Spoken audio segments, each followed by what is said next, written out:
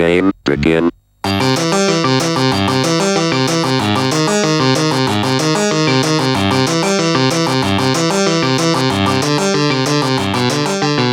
Welcome back to the first Spy Colony episode following Lobstercon 2026.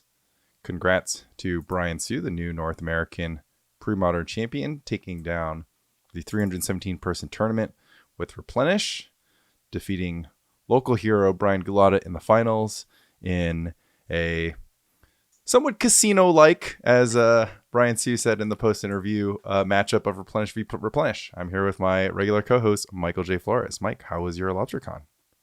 Well, you know, I didn't day two. I didn't top 8. And then it's actually the worst now that I think about it. I failed in defending the house title. So in 2023, was it? D-Tao won it, and then in 2024 you won it, and then I made it to the finals of the Saturday tournament, and then I lost in the finals after an undefeated run. So basically, both a cacophony of disappointments and the best weekend of the year. So yeah, I'd say at the end of the day, that way. I'd say at the end of the day, if there was any time for the results not to weigh too heavily on my conscience, it would be Lobstercon weekend. Although, yeah, it's been a roller coaster for, your Spy Colony co-hosts, and both of us in our first year getting third place. In 24, I had 2 unintentional draws, which haunt me to this day, but that was sort of quickly cleaned up by the side event win the following day. And then in 25, I was just kind of lost. But at least I had a good sort of mental energy around it, because I knew I was lost, and just kind of played a deck that, would be interesting to see what it could do. Went 2-2 and dropped. And then this year I felt great about my deck, and didn't get the results I wanted. But of course, that can always happen. And, I've had, I'm looking forward to kind of reflecting on what to learn on the Magic side. And then I haven't talked about it on this podcast, but I've had a health crisis, recently. And I was like kind of beating myself up. I had 4 losses on day 1. One of them was comical. I split the first 2 games against Goblins. I kept a hand that I thought was pretty good against like the top end of a Goblin's draw. So it was 2 Essence Flares, I think 3 lands, a Counterspell, a Dreadnought, and I can't remember the last card was X, right? So I'm like, okay, this hand's pretty good. It's not like a turn 2 combo, right? But I can't mulligan that hand in a sideboarding game, right? You're like looking to Dynamog salvage if you go too hard without specifically days, So, and I had a Counterspell. So I kept, and my opponent mulled to 4, and as soon as he mulled to 4, I was just like, I had the feeling of dread, and I'm like, oh no, I'm gonna lose to a mull to 4, and I did. So he did not have the top end of a Goblin's draw. So my Essence Flares just rotted in my hand. I was like, land go, land go each side. His first play was a War Chief, which I counterspelled. SWB said in the same spot he would have considered double Essence Flaring the War Chief, actually, because the Essence Flares just did nothing for me, the entire game. Yeah, that's pretty insightful. I think Essence Flare is just like a early game only card, because after the first turn and the threat of Goblin Lackey, Essence Flare really is losing targets quite fast, right? The next best target is like a 2-turn hit on a Tinkerer. So I mean, that's actually what it ended up doing, but it was too late. So I just didn't connect. I didn't draw cantrips. I didn't connect. Most of my games that I didn't win on the weekend were either my card drawing put nothing but islands in my hand, or I just didn't draw card drawing after an initial setup.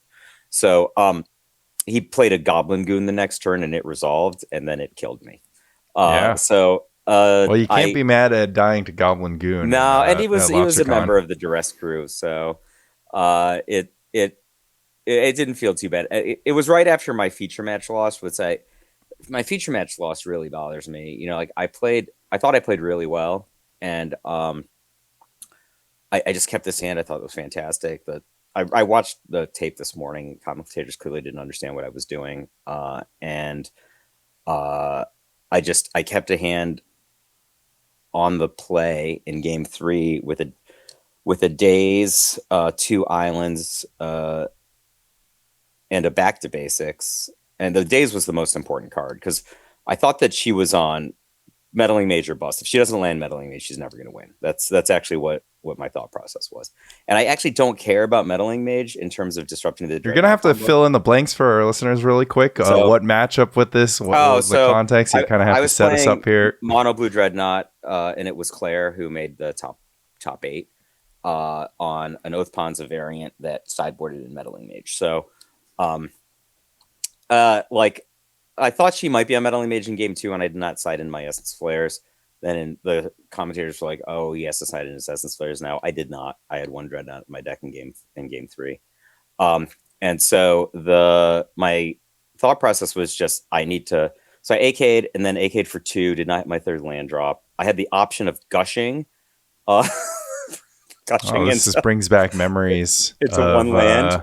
Yeah, and I of did not take that 2024 or option. Yeah, 2023 with yeah. Itai against Ryan Selden. Yeah, the It, the the dreaded missing your fourth or third land drop on well, I Dreadnought with I a handful of changed gushes. triple card draw in a two turn sequence and didn't hit it. I mean, I I put her on tap out for Treetop Village attack, tap out for Treetop Village attack, which is what she did. And she's not beating a landed back to basics in that spot. I'm gonna have infinite time to. I mean, this is a hand where I had double AK already. So, and I had already annulled Sphere of Resistance at this point. She played a first turn meddling mage, which I dazed, and then I was just this actually gets me a turn back for the fact that I don't have a third land yet. So it was actually even worse. But you know that's magic. You know sometimes you just draw four or five cards and What none of was the it's a part that land. And you are ruminating on? Because yeah. we haven't really got. I don't really see what the. Oh, this says it. So anyway, but that those are legit losses. But I screwed up at late in the game. It was X and two, and this was the match that put me to X and three, and then I lost the next round, which eliminated me. But at X and two, like I think like 5-2, I think I literally I played fantastic for like 47 minutes, and then played bad for 30 seconds, and I hadn't done that in I don't know, 15 years. And I just thought about it so long. I mean, everybody makes mistakes, right? But I'm talking about like you're playing solid late game blunder. I just realized like I'm just so off my process for big tournaments. Like I haven't worked out in 2 months. My diet's a mess. Like, and I'm like, all the things that I ever, you know, wrote about, like my early relationship with DTAT was all about optimizing these aspects of like diet and health and stuff, literally for the purpose just like the focus of my adult life. Sorry, you cut out for a second. It was It's literally for the purpose completely of off what? it. We'll see if it mellows out. But basically, you're saying you're exercising for the purpose of performing at Magic tournaments. Yeah.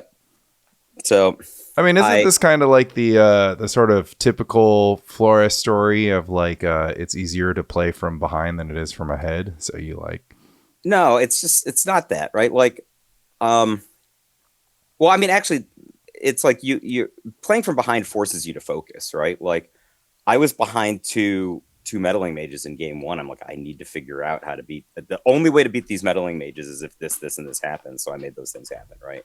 And in I think game two, I was behind two dreadnoughts, right? So he quickly dreadnoughted and I had nothing. And there was two dreadnoughts in play to my zero dreadnoughts, and I did not lose to the dreadnoughts. I lost to the next turn after I killed both dreadnoughts. He played double meddling mage.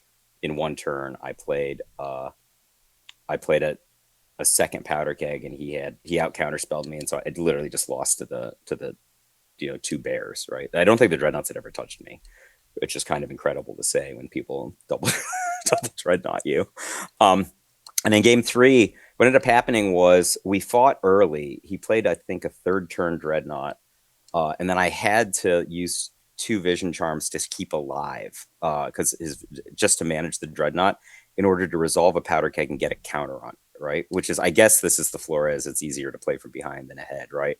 So I square the board, but over the course of this, we're fighting a lot, right? And he discarded a brain freeze, um, and to a foil, right? So I'm like, okay, his deck has AK, Meddling Mage, Swords to Plowshares, Disenchant, and now Brain Freeze. I don't think he has a second brain. Like, so that was kind of was don't think he has a second brain. Anyway, we play like 20 more turns. I rope a dope him into the brain freeze turn, and then he brain freezes me. I count my library. It's a non-lethal brain freeze, right? And so I'm like, yes, whatever. And I at the point where I made the mistake was I didn't count his library. It's like I know that I'm just going to add a brain freeze to this. It's probably going to be lethal. If I should have just foiled his brain freeze, which would have it doesn't matter, right? Like because this brain freeze is not lethal, but it will put two more spells on the stack, which will make my brain freeze lethal. And I didn't, so I'm like, oh, he's going to die anyway. But it didn't kill him, and he was holding two vision charms. So he Right. untapped and double vision charm me, right? And so I'm like, oh god, I'm like, it's just so dumb. Like I just would have killed him on the spot if I had just counted his library. So that loss hurt, and then I didn't make day two. But in day two, in the consolation tournament, I rattled off 5 straight wins before making the finals against blue green opposition, which is a dismal match for Dreadnought. So the reason, so this guy that I played against, he was on camera in one of the early rounds on day one, and he's a compatriot of Greg Fenton, and Greg has been coming to the New York City $1,000 tournaments. He played in the Kaplan warm up tournament, and I think he beat Kaplan in the Kaplan warm up tournament. In the 1K that I won with Burn that you and I played in, I think the top four, Greg beat every good Dreadnought player in New York City with his Oppo deck. So I was like, I need to win the role. And Uh, also the illustrator of the squirrel tokens from the last Secret Torch. I did not know that. Yeah, Greg Fenton. So I thought if I win the role, I'll hard mulligan to the combo. If I don't win the role, I will keep any playable hand. So the problem is, like his 51st percentile hand, like literally like 1% up from like just the mode hand or whatever, is will beat a jam hand if he's on the play. So there's no What's the reason for that? so he'll go like first turn accelerator, and then he has second turn action. Like if a second turn action is is survival of the fittest, he could just race a dreadnought. And the reason is he'll play another accelerator, and he has Gaia's Cradle. So in game two, for example, I had a first turn jam with foil backup, and he went first turn accelerator, and he went survival naturalize on the second turn, and I was out. Right, like I foiled to keep the survival off the battlefield, and I was now out. And like I think that's all of his hands. Like not that they won't do specifically survival naturalize in game one, but he has mana war. Like his just random cards he can draw in his deck are like mana war, gilded drake, survival, obviously, or he could just.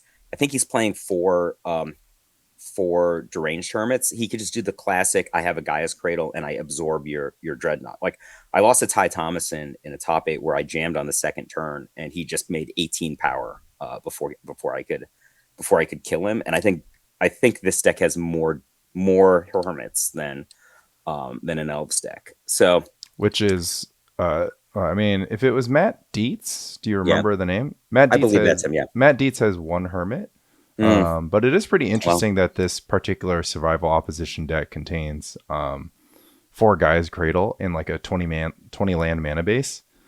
But of course, Gaia's Cradle, of course, just super broken with survival. So can't uh, say anything about that other than GG, well played. I thought my strategy was right. We actually played a game one because I kept his survival off the battlefield, accrued card advantage. And by accruing card advantage, I mean I drew, I believe, 7 extra cards in game one off of AKs and flashes. At the end of the game, I had 1 days and 6 islands in my hand. Uh, so there were like 5 islands in play. So that's about how game one went. And I'm like, Brian Selden and Luis and a bunch of the DIs were watching the match, and I'm just like, I don't know, truly blessed, man. I had like 6 islands by the end of the end of game one. Every AK, every flash, every gush was just more islands, and I ended up dying to like a hardcast Genesis.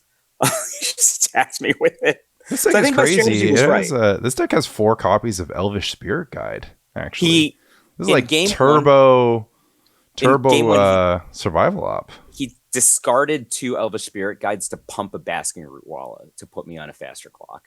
In game two, he hard cast an Elvish Spirit Guide to be his clock, Huh, or to Gray just Ogre. so which I assume those are the right play in both cases because like he was just putting me on a clock. It's obviously evident that like if we get to the mid game and he doesn't have a survival, which he didn't in either game, I'm just going to accrue card advantage and overwhelm him, right? So um, in game I think in game two, we were just in top deck. So I go first turn jam. He goes like first turn bird. Uh, and then I'm sorry, I go second turn jam. He goes first turn bird, untap, second turn survival. I have to gush in that spot into a foil. I foil, but now I have nothing, right? Like it was a mulligan to 6 into a first turn jam. So I'm like, I'm already down, and then I just have like an island, and then we just go to a mid game where just nonsense. Wind Rider, which I have almost no answer for. And then I'm just doing nothing. So like an Elvish Spirit Guide attacking me, I think. 3/3 or something. But he just hard cast a Trade Wind Rider, and then he's like bird Trade Wind Rider my battlefield. It was mostly done at the point of the Trade Wind Rider. I'm kind of like boomerang or bust at that point. And even if I have boomerang, like what am I supposed to do? I think it's a very rough matchup if I don't jam on the play. And I did jam on the play in game two, and it still was a rough matchup. But it was pretty funny. When I won my top 4 match, I was looking over, and the matchup was replenish against him. And they go to game 3, and I already beaten replenish. I think 2 or 3. I think we beat replenish once on day 1 and twice already in this tournament. And I'm like, come on, replenish. The lop got it. So we can discuss how to sideboard this matchup. I got the vote from Dr. Surf and Surf himself, and I did not sideboard the way he recommended. So he wanted me Which to take out was my AKs. in Dreadnought versus Blue Green Oppo. AKs. So he wanted me to take out 8, like 4 assorted cards for 4 flares and 4 annuls, and I only took out the 4 assorted cards for 4 annuls in game 2. And if we had gone to a game 3 with me on the draw, I would have brought the flares in. Though I don't know if I would have sided out AKs. I think like the structure of my deck breaks if I don't have enough cantrips. So I would have had to think about it, but we didn't get to game 3. I'm inclined to agree with that. I think that it's really hard to take out AK in these matchups where like your opponent, like you need to be able to match your opponent's value. Like you can obviously try to rug pull them, and then in that case you don't need AK, but trying to like accumulate enough protection for a Dreadnought against a deck that I guess it's maybe nuanced in the sense that if you stop survival, they just go back to being a creature deck with only naturalizes. And let's see what they have. They have naturalize. They have a Gilded Drake. They have a Tabby, and they have a Trade Wind Rider and a Waterfront Bouncer. So your average like 8 hate card deck that draws 1 card a turn. So yeah, I think that being the case, still you just want to like stop survival and then just kind of like grind for maybe 3 or 4 turns, like get some value going, and then try to like jam with double protection is the dream. In game 1, if I had won the roll, right? So when I lost the roll, I was just like, this is bad, right? Like, if I'd won the roll, I literally would have been blindly mulling into 4. I think it's really hard for him to win against a turn 2 jam in game 1, because even if he he has the answer. He might not have the mana for it. Like, just for sake of argument, a Gilded Drake is blue, right? A mana war costs 3, right? If I jam on turn 2, I might be able to catch him with a daze in one of these spots. Like that's Yeah. kind of what I'm And it thinking. happens that this specific list actually just has the Gilded Drake in the side and doesn't have Mana War. So it's just reduced down to Well, Vigilante plus flip. well, that would have been even better for me then on jams if I had won the roll. I mean, but I think it sounds like you agree with my strategy. But anyway, I was very disappointed in myself. I thought I was coming on a good run after a disappointing day one. I just wanted to bring the constellation trophy back to the house in the tradition of D Tao and Lanny Huang, but I just did it in the tradition of Michael J, which is To get second two, in the two tournament. times second in this tournament. Well, I think you don't have to worry too much of the house thanks to Brian's performance on day 2. But do you want to talk about your preparation for the tournament, your kind of deck selection? Because the last time the listeners heard us, we were talking about our tier list, talking about how much you liked Burn and how if you were going to 3-0, you're going to play Burn. And then you did 3-0 and then you didn't play Burn. So what happened in between No. there? What I said was, if I don't 3-0 at League, I definitely won't play Burn. That's actually what I said. But the implication was that I would play Burn. That is correct. So, but I really kind of like got pilled by you where you're like, if you ever just play the best deck. So one of the things about me in this spot was I knew that I had the best Dreadnought deck built, right? So my Dreadnought deck is the best 75. Like it's absolutely fantastic. I played against Kaplan Jam style decks and Polar style decks, and they're both trivial matches, right? Like my win rate in game one's enormous, right? Like, and then That's just because you have one Brain Freeze in the main deck. I have a Brain Freeze and I have AKs against Kaplan Jam, and I played Noah, is a 5-0 machine on MTGO, and he's like, I just felt completely helpless in the game one test. Yeah. Right. So I mean, I think that game 1 in your sort of typical Dreadnought matchup, because you contain all the same cards, normally goes to mill. So having the Brain Freeze is going to be, a game 1 breaker. And then in that case, it's also possible that you just 1-0-1-0-1 because it's really hard to finish Dreadnought mirror matches. So, but I was also prepared for Replenish. Like I said, I believe I was 3-0 on Replenish on the weekend, including beating double game 1 Meddling Mage twice. And that's because I just decked them. I never put a Dreadnought in play against a Replenish deck on the weekend. In fact, at one point, I was so high on cards from Flash of Insight, I hand-sized 3 Dreadnoughts in one turn. And at which point, my opponent was like, "Oh, this game is not what I think it's about." Yeah, that's a callback to the the original moment with Rich Shea against whomever it was. I think it's probably Rich Shea versus Jared in the PSS or something along those lines. Might have been against. It wasn't against me. And then I had a spectacular playtest match with D-Tao in the house. It was like absolutely phenomenal where he pins me under Meddling Mage in a sideboarded game.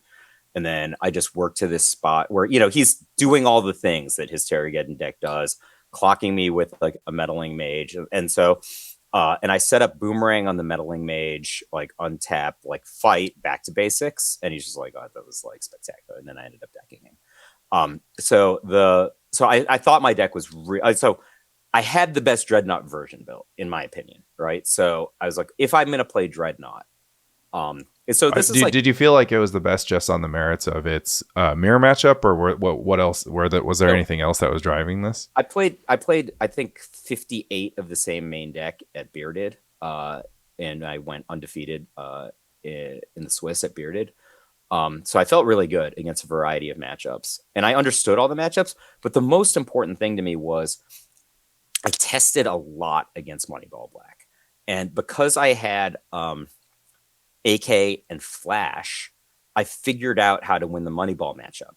So I'm not a great Moneyball match. I'm not like pretending like I have a 75% win rate against Moneyball, but I was like splitting games, and it was mostly because I had AK and Flash. And so basically, I just managed Withered Wretch, and I think most people's paradigm is they manage Hypnotic Spectre. You kind of have to manage Hypnotic Spectre also, right? But managing Withered Wretch allowed me to gain card advantage going in, or like stockpiling card advantage so I could take a huge turn on like turn 7. And like they're mostly playing off the top of their deck with a 2/2 in play. Like that's how their deck functions, right? So they rely on emptying your hand with Hypnotic Spectre and being able to like pin your first Dreadnought. But then they're drawing 1 card a turn, right? You just counterspell their Graveborn Muse, and they're in the 6 cards, and like play a Dreadnought, have a foil in your hand, and hope the Hypno doesn't get it. They're dead, right? Like so. I was like at least splitting games with them, and then in sideboarded games, I was just flaring the Withered Wretches, and same thing functions, right? So, they weren't going to bring Tormod's Crypt in against me, right? So it's maybe they would, like if they're crazy girls, but I thought the fact that I had like I know math is dead. I know we're not a math forward podcast, but I thought that being even with Moneyball Black, given how well I was performing in the mirror match, obviously I have an advantage against Red. I have a huge advantage against Enchantress, and I was trading blows with Detau on Well, talk to me why you liked the Enchantress matchup. Well, you always win game 1, right? And it's even better for me, right? Because I literally just manage card advantage and then deck them with Brain Freeze. It's like it's trivial, right? Like just can't do anything. Like, what's their game plan? I have 3 cards I have to counterspell, right? So but then in the sideboarded games, well, I assume in that, I mean, they would just kind of stick to what they'd been doing, which is some combination of Xantid Swarm and Abeyance type stuff. Sure, but like I think I have a better shot because I have answers to their Xantid Swarm. And when I say a great matchup against Enchantress, I mostly mean in game 1, and then I plan to jam in game 3 if I lose game 2, which is not unlikely. Right. So, but I love my game 1 matchup against Enchantress. I love my game 1 matchup against Red. Yeah, I will note that the game 1 matchup in the mirror. The Enchantress deck choosing to trim on win cons with the full knowledge that the cat's out of the bag with regards to how Dreadnought navigates that matchup was a little bit surprising to me, because I'd been seeing lists that were trimming on Opalescence and Replenish, so it would be like 2 Opalescence, 1 Replenish, and 1 Abeyance was their package instead of like the 3 Opalescence and 1 Replenish. But I mean, I guess I take that back. That's still 4 spells. I would go to 5, right? Like I just play 2 Abeyance or something. I mean, Abeyance, like you want to solve that problem. Like it was like, oh, like last year it got like, it got leaked that this is this is how it happened. So I feel like the adjustment should have been to be like, oh, we'll just put 1 Gaia's Blessing in there, or put Abeyance in there, or something like that. Like I never loved the Goblins matchup, and that's one of the decks I lost to. I lost to the Rock on day 1, which I think the Rock has the edge, which interestingly, I think I played the Rock 4 times on the weekend and beat it the other 3 times. But I do think it has the edge. But that's one of my losses on day 1. I lost to the Pseudo Mirror where they're blue-white, but that's why you play blue-white, to win the mirror. And I had to screw up. That's the thing, right? And then I lost my camera match to Oath Panza, which I think is a very good matchup for me. The other thing is I played Sabo's Web and a Back to Basics. I would have played 3 total instead of only the 2, but I put the 4th Essence Flare in right before deck registration. Because I had 4 Essence Flare for a long time. And I'm like, it's kind of overkill. I never bring it against Meddling Mage. Like I think that's super over. You also cheated your Hydroblast count, right? You're down to 2. Yes, because I use Essence Flare as the proxy against red decks. So you are worse against cards like Ball Lightning. You're worse against cards like Fire Blast. They obviously, and Goblin War Chief. And Goblin Goon, apparently, right? Yeah. So imagine those 2 flares are Hydroblasts instead of flares. I mean, I probably would have won the game. Right? Like, let's be honest. So that's a great point, Lanny. I gave up a lot of equity to play 4 flares, but I thought that managing, Knight of Stromgold, Nantuko Shade, and Withered Wretch was important enough. Yeah. So this obviously Xantid Swarm. You've talked important enough to cut the blasts. Yeah, I think that on that topic, it'd be good to talk about like this whole like Moneyball derangement syndrome that was happening before Lobstercon started. We arrive on Thursday night, right? And every single conversation about the tournament, like, included, like, it started and ended talking about Moneyball, basically. Like, the dinner, we just talked about Moneyball. Like, every single, like, topic of every conversation was Moneyball. The podcast, we're talking about Moneyball before.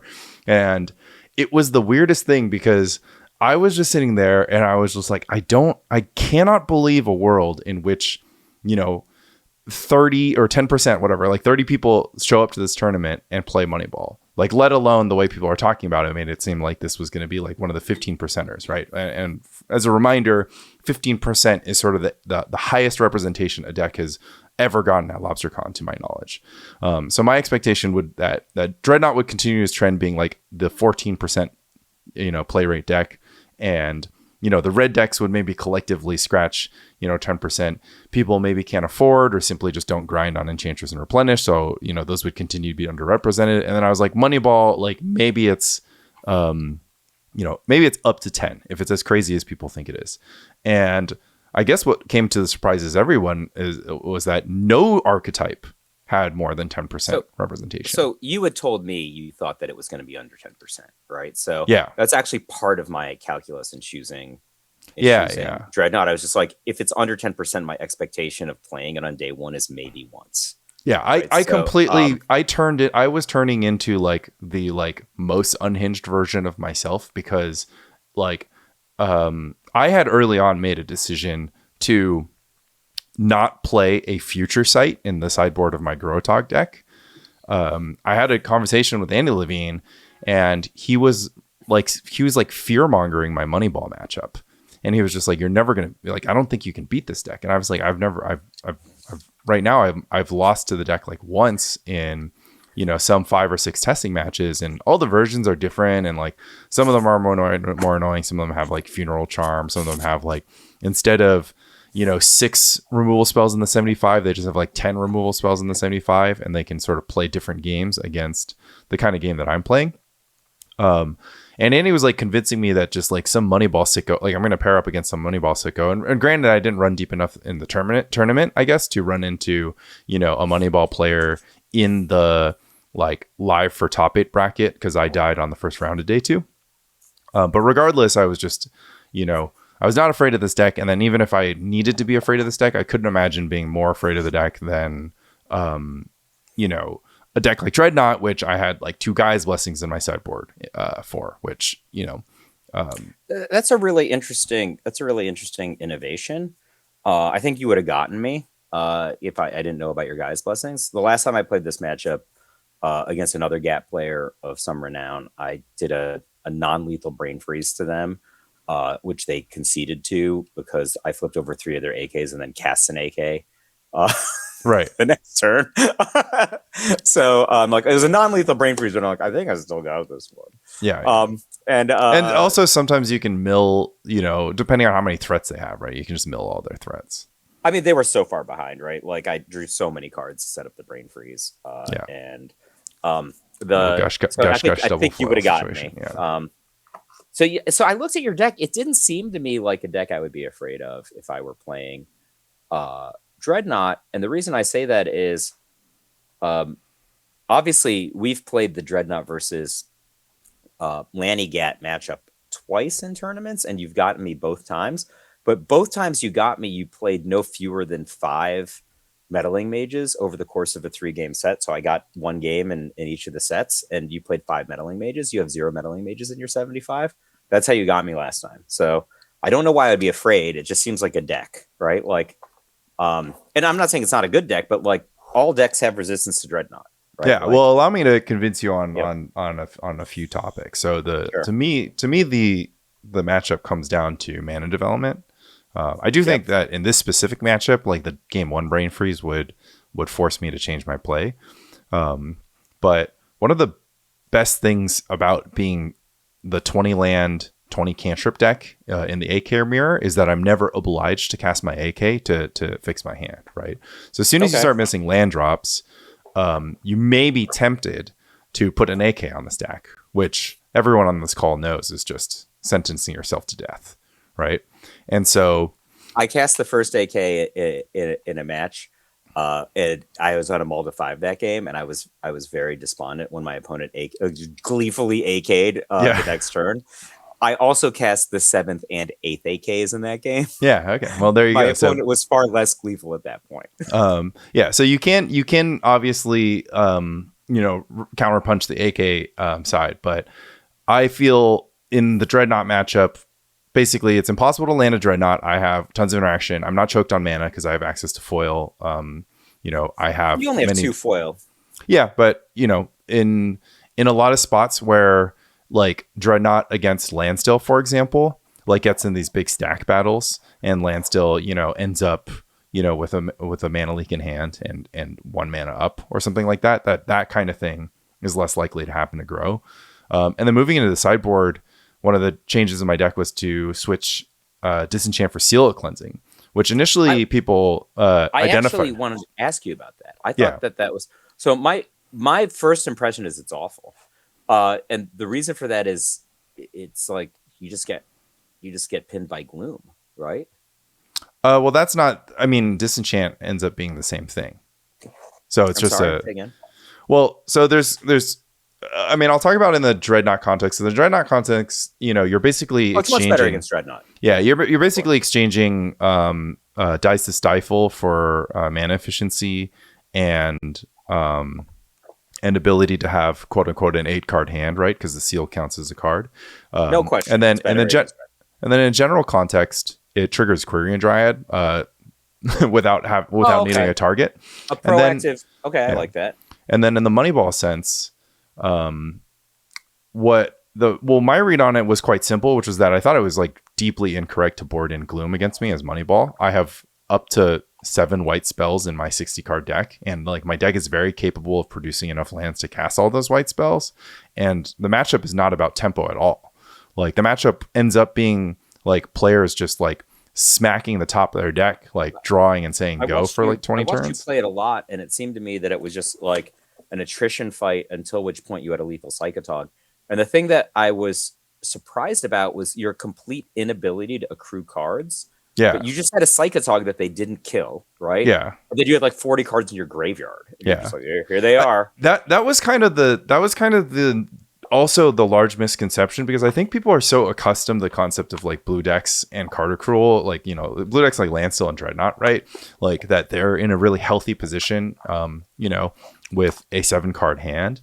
And Growdog to me never really has this concern. Like it wants to have more resources than its opponent. But if my opponent is empty-handed and I'm empty-handed, like I'm good at playing things off the top, right? I don't have cards that are conditional, save for cards that need a target, right? So yeah, if I draw a Fire Ice and my opponent has no creatures, then, I guess I'm priced into icing or I'm priced into holding. But if my opponent has no... If you want to grow your Kyrian, you don't have to. Yeah, exactly. But let's say I draw a Plowshares, right? But it's just like, think about the position where you have a Swords of Plowshares in your hand and your opponent doesn't have a target. Like that's only upside. The worst thing that can happen to you is your opponent draws runner duress into Graveborn Muse or something like that. So that's like a good place to be. And then everything else in my deck, I just cast off the top. It's all cantrips and lands.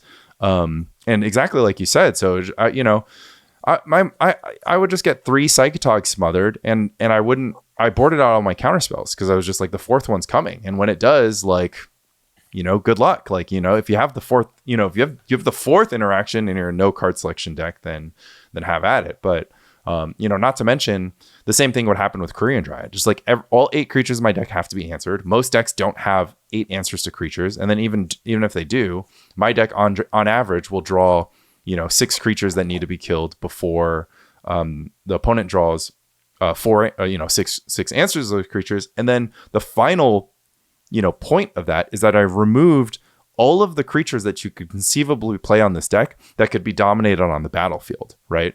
So, Can you explain more of it? What do you like? Literally, the card dominate? No, that could be outmatched on the battlefield. Oh, so like the like biggest your guys creature just win fights. exactly. Okay. The biggest creature in pre-modern is but aside from Dreadnought, which again Psychotalk can actually win fights again, but aside from Dreadnought is something like an Exalted Angel, right? And that might be close to the scariest. And like a Psychotog and a Quirion Dryad, or even a big enough Quirion Dryad, can still race an Exalted Angel. And So that was kind of like a big thing because people asked me questions like, why not Nimble Mongoose? Why'd you cut Call of the Herd? Why'd you cut Mystic Enforcer? Although Mystic Enforcer is still probably the biggest creature you can play. That's not the two creatures I play.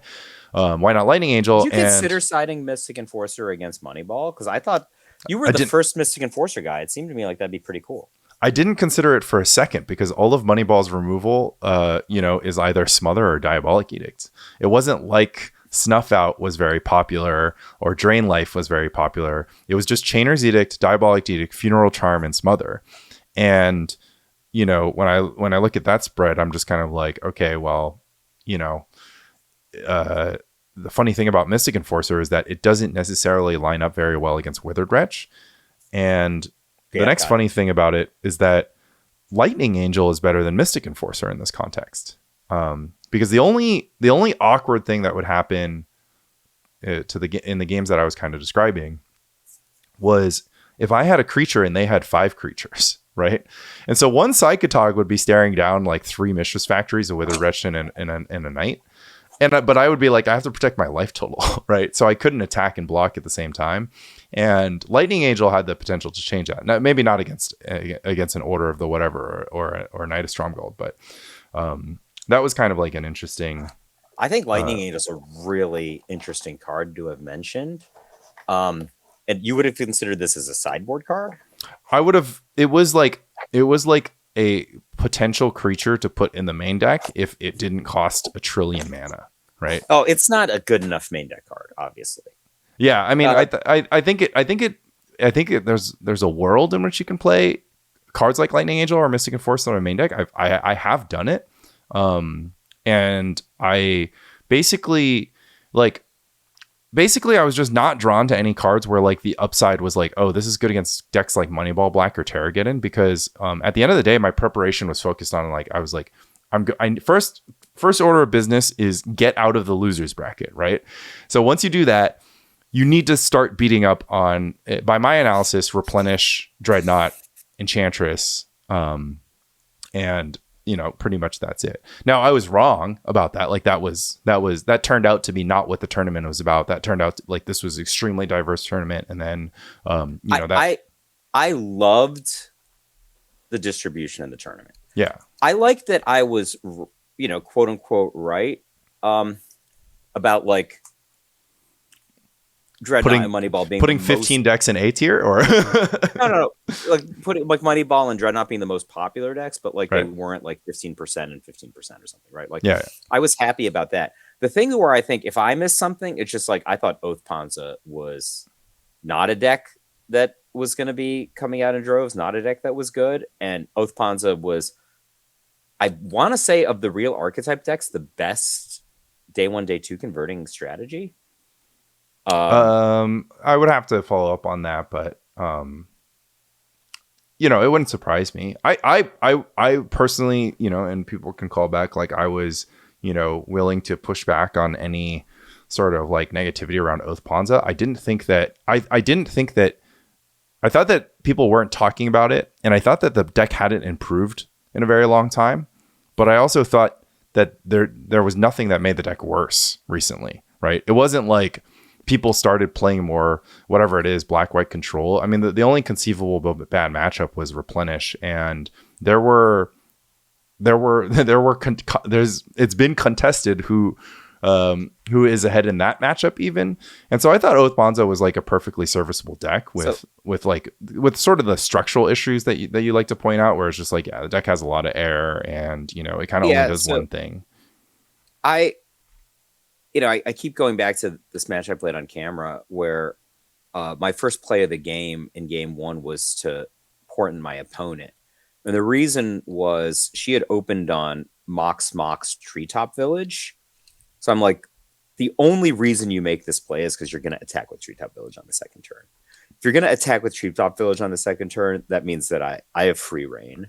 So as long as I'm going to keep a naturalize or I guess you could conceivably just do it because you wanted to do a Thermokarst, but that seems like a very unusual reason to throw out 2 Moxes. But anyways, right. The what happened? You're still here, yeah. Anyways, I lost my train of thought. Like I had a blink in my computer. Um, I do want to talk about replenish. I told you, I think many times, including in the last podcast, that I thought replenish was about equivalent to dreadnought in the S tier. And you were like, dreadnought is alone in the S tier. We can put replenish a little bit lower. Would you agree with me now or not, based on the recent I outcome? think that's an interesting question. So my evaluation of that came purely from, being someone who's played a lot of replenish, although, 95% of my replenish play comes from the Tide era, playing a lot of dreadnought, having a feel for how powerful the deck is, and then also sort of evaluating what my games looked like when I was playing against Dreadnought and against Replenish. And so that's obviously colored by the fact that I'm playing like a disruptive counterspell deck, right? That really punishes people for tapping 4 mana for their spells and makes it really awkward to run Replenish. And my evaluation is that nothing about the things that make Replenish shaky has changed. Like I found that fundamentally, it's a deck that has to do things like super weird, and that, kind of bumbling around, like having to tap all your mana every turn, like having a weird spread of spells that could deliver you hands that were, awkward in mana curve, the amount of punishment of missing land drops. Many replenish players this weekend were perfectly happy playing 25 lands, which I think is up to 2 lands too few. I know like 27 is a hot take, but I feel like 26 is sort of like an equilibrium point. So I thought that shaving a land from that deck was extremely greedy.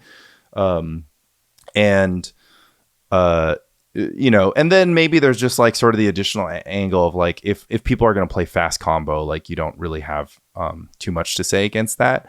Now, Well, Brian, have paid sorry. 3 more mana to say about that, right? So I think that part of the thing that's seductive about replenish is the flex slots. So I played, I think, only against replenish decks that played main deck meddling mage on the weekend, and then Brian Galata and Lan, our friends, played also main deck meddling mages. They played and Lan 4. and I, yeah. So Lan and I were talking about the flex slots. I was the other thing about colored my opinion about replenish is I play tested with Andy Levine on replenish quite a bit, and it seemed like an incredibly dominating strategy to me. I was testing against Bill Ellis. He was on Moneyball. I was on Cradle Control. I keep calling it Elves, so then people keep telling me, no, that's Cradle Control. Oh, who cares? It's like 6 cards different, dude. Right? Like, like you cut like some 2 mana Elves and have 3 Bird of Paradise or something, 4 Bird of Paradise. Like, it's what else is different about? I guess there are 2 Goblin Bombardments, and there's 2 Goblin Bombardments and 4 Birds of Paradise, and no Kamal and no Tangle Wires in this deck. But it's like Elves, right? It's not that different. Anyway, so I won every game 1 against Bill, and I think we were both surprised. You kind of think Moneyball being a black deck with clock and removal would be. Oh, I think that Replenish and Moneyball players agreed that Replenish was favored in the matchup. No, I'm talking about Moneyball versus Elves. Oh, Elves. okay. Yeah. So then after sideboarding, it got even worse, right? So I brought in Wall of Blossoms to manage Dystopia and just cleaned it up with Pyroclasm over and over again. You did the same. Yeah, I mean, this certainly adds to my skepticism about Moneyball Black as a deck. So, but bring us home to the point. Yeah. So anyway, I'm like, I think I'm going to play Elves, right? Like that. I'd pulled a BK where I'm like, I was a burn guy. I think I'm going to, I was a burn guy. I'm like, all right, I'm definitely playing Dreadnought. My Dreadnought. Right. And then you tested against Replenish. I tested Elves and I'm like, oh, it's so good. And then Andy's like, let me show you what's what.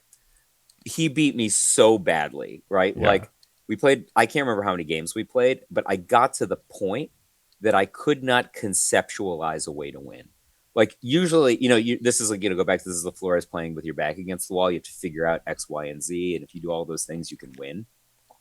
It's like if you could Vampiric Tutor and for both players for 3 turns, you still couldn't win, right? I don't think so. Yeah. Like the problem is if he has his good draw, like attunements, intuitions, whatever, and to replenish, I'm obviously cooked, right? Like replenish is always feasted on elves and mid-range creature decks like elves, right? And I just don't have any tangle wires. So I'm like, if I had some, I was like, okay, what if I had tangle wires? That's like the first thing I'm like, what if I had tangle wires? So now what? I have tangle wires. My clock is like a 1/1, right? Like if I have Yeah. tangle wires in my deck, what do I not have anymore, right? Yeah, I mean, So let me also illustrate this in a match that happened at Lobstercon. yeah, I was walking over to spectate Brian's match against Elves yeah, in the quarterfinals, and I think Brian's seeding might have put him on the draw. And so, if any Elves player was ever going to defeat a Replenish player, the Replenished player on the draw was that it, but I guess the geometry of this might make it impossible that he was on the draw. Either way, by the time I walked over, it looked like it was something like turn 3, and Brian maybe just has either nothing or an attunement, and the Elves player has like been doing his thing with like multiple Priests of Titania and like a Wirewood Symbiote and a Multani's Acolyte. I actually wrote coverage of this game in the New York chat, but so I can get pull some details. It was a meddling mage in play naming Survival of the Fittest, but the Elves player never saw Survival of the Fittest. So the Elves player basically kept like an Acolyte hand facing Replenish, and Brian decks him on the acolyte.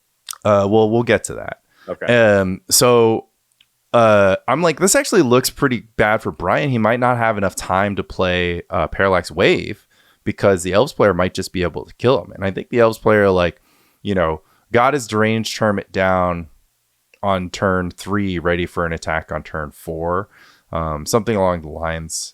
But it might have been turn 4, ready to attack on turn 5, and at that point, Brian untaps and frantic searches because he wants the world, right? And he just wants to he wants to pitch he Opal wants Wave. to watch the world burn. He wants to watch the forest ablaze. Yeah, the Sky Shroud.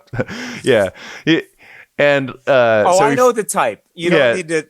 so he frantic searches and he's like, no replenish, didn't have it all. And then so he just puts down Parallax Wave and he just takes care of the symbiote and just waves out a hermit. And so the Elves player does the best he can, right? He sends in, 11 guys on turn Doesn't 4, kill him, turn right? 3, right? And doesn't kill him. And Brian just untaps and does the opalescence thing and hits the symbiote, and the opponent picks up their acolyte. And I was like, oh, opponent knows. And then passes the turn, and then opponent plays acolyte. And I was like, oh, opponent does not know. And so I had my earplugs in. It was so loud in the hall, but I just like watched Brian gesture, and the opponent just like be like, oh, that's funny, and just like laugh and put his head in his hands. Then someone from opponent's squad, I think he was a Zukru guy, and I think Javi walks over and he's just like, hey, just wondering, like, was the wave or he was like, was the opalescence in his hand, or did he top deck it? And I was just like, brother, the opalescence was there since I've been standing here. You had no shot. And then Elves was doing pretty good there, right? And non-survival hand when Mage was on survival, like something like 30 power on the, a ridiculous amount of power on the table, but all sort of hinged on a deranged hermit and a Wirewood Symbiote on the battlefield by turn 4. Just wasn't going to happen.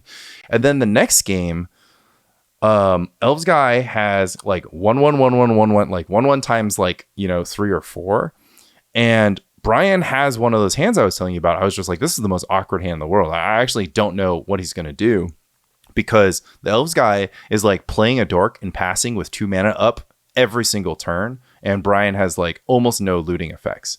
And so he's sort of going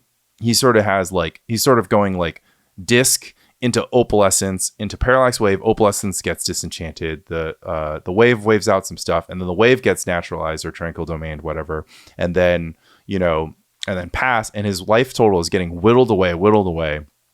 And the Elves player adds a crypt to his battlefield, and Brian just has this attunement and Pause for a second. Yeah. In my conceptualization, I thought maybe if I had crits, Yeah, right? yeah, maybe it would. But Well, still, let me share with can't you beat what the hard happened. casts. Let me share with you. No. So Yeah. you can, right? You can, because this guy drew 3 naturalized, 1 tranquil domain out of like the 6 Okay. total of the spread, plus the Tormod's crypt. And so I was just like, oh, How I'm like, much power could now you possibly have in play then? Right? Like 3, it's all you need. Remember what I said about 3/1/1s? It applies in this. Because same as how Brian you beat Dreadnought. Brian has no meddling mage, right? So he's not blocking these 1/1s. And so the 1/1s get him down to 1 life. And Elves guy has a Tormod's crypt, and Brian and I actually didn't see the line. So this is how washed I was on Replenish. Brian draws Exalted Angel for the turn, Oh no. and I was just like, oh, that should make things pretty straightforward. But I didn't realize Brian was at 1, so Exalted Angel was in and out. And so he just ships yield. I'll cast Replenish, and the opponent is like, okay, dumbass, I'll crypt you. And then Brian was like, okay, I will activate this attunement here. And off the attunement, he draws the world. He had the opalescence. So like the plan was his battlefield would be like opalescence, triple attunement, or double opalescence or attunement, right? Enough to block and just like create a battlefield, but he picks up the wave. And so he picks up the wave, he annihilates the board. And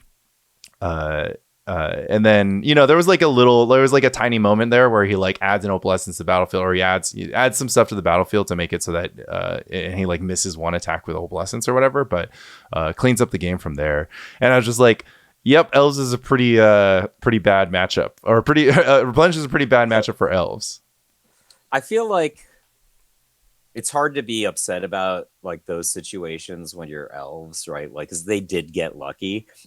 But yeah, they drew 6 sideboard cards. But the range of things that like are going to destroy you in that spot is so wide. Well, you just drew this. Well, we could have drawn this also. Yeah. It's like if it's not one thing, it's another. Yeah. I mean, things maybe like maybe he could have drawn more pressure, right? Like, ironically enough, like a single trained Armadon would have done better to save him than.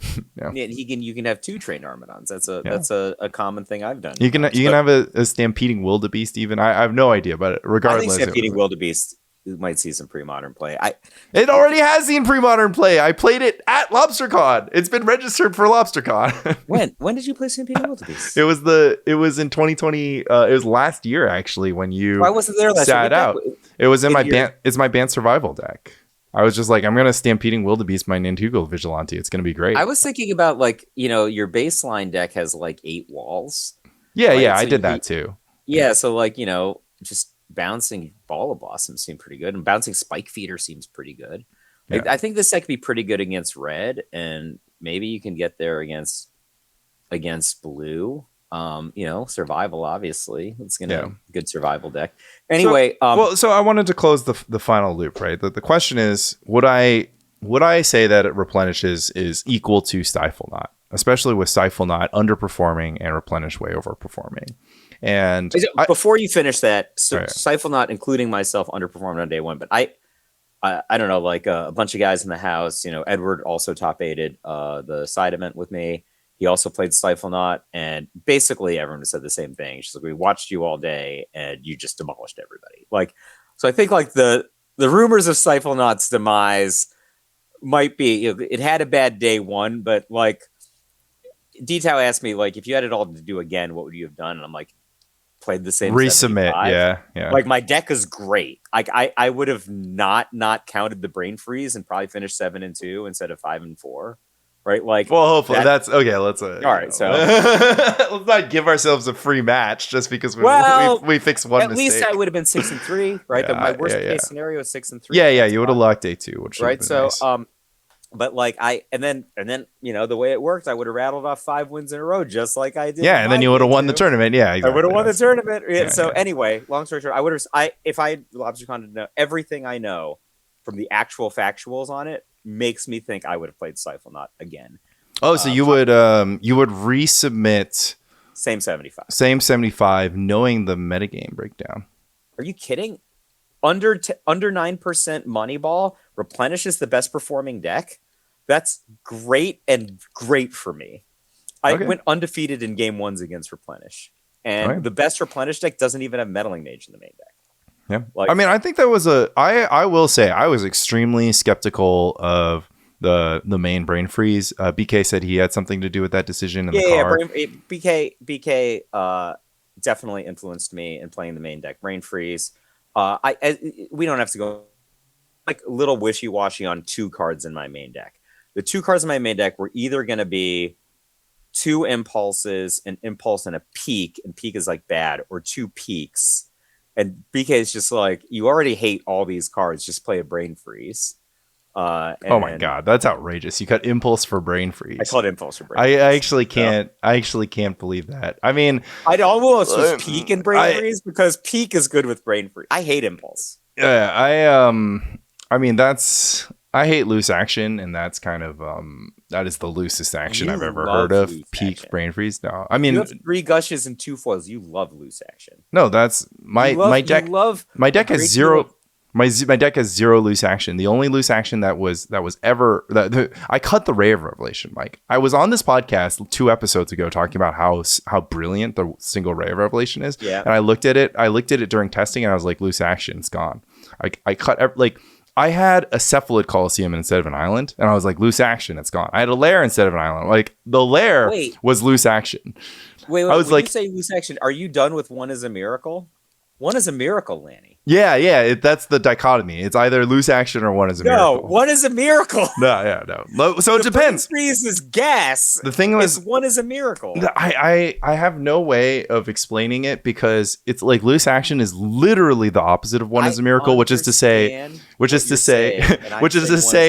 every single time you draw it, you lose, except for the times that you win, right? That is the problem. Like if I'm same 74, like maybe I move the Brain Freeze to this. The other thing I was thinking about is what if I just played 2 webs in my main deck instead of impulses? Like that's also loose action. That is very loose action. Yeah. But I think I would have registered same 75. Like my deck is absolutely not horrible against Moneyball, the deck that was not 20% of the metagame.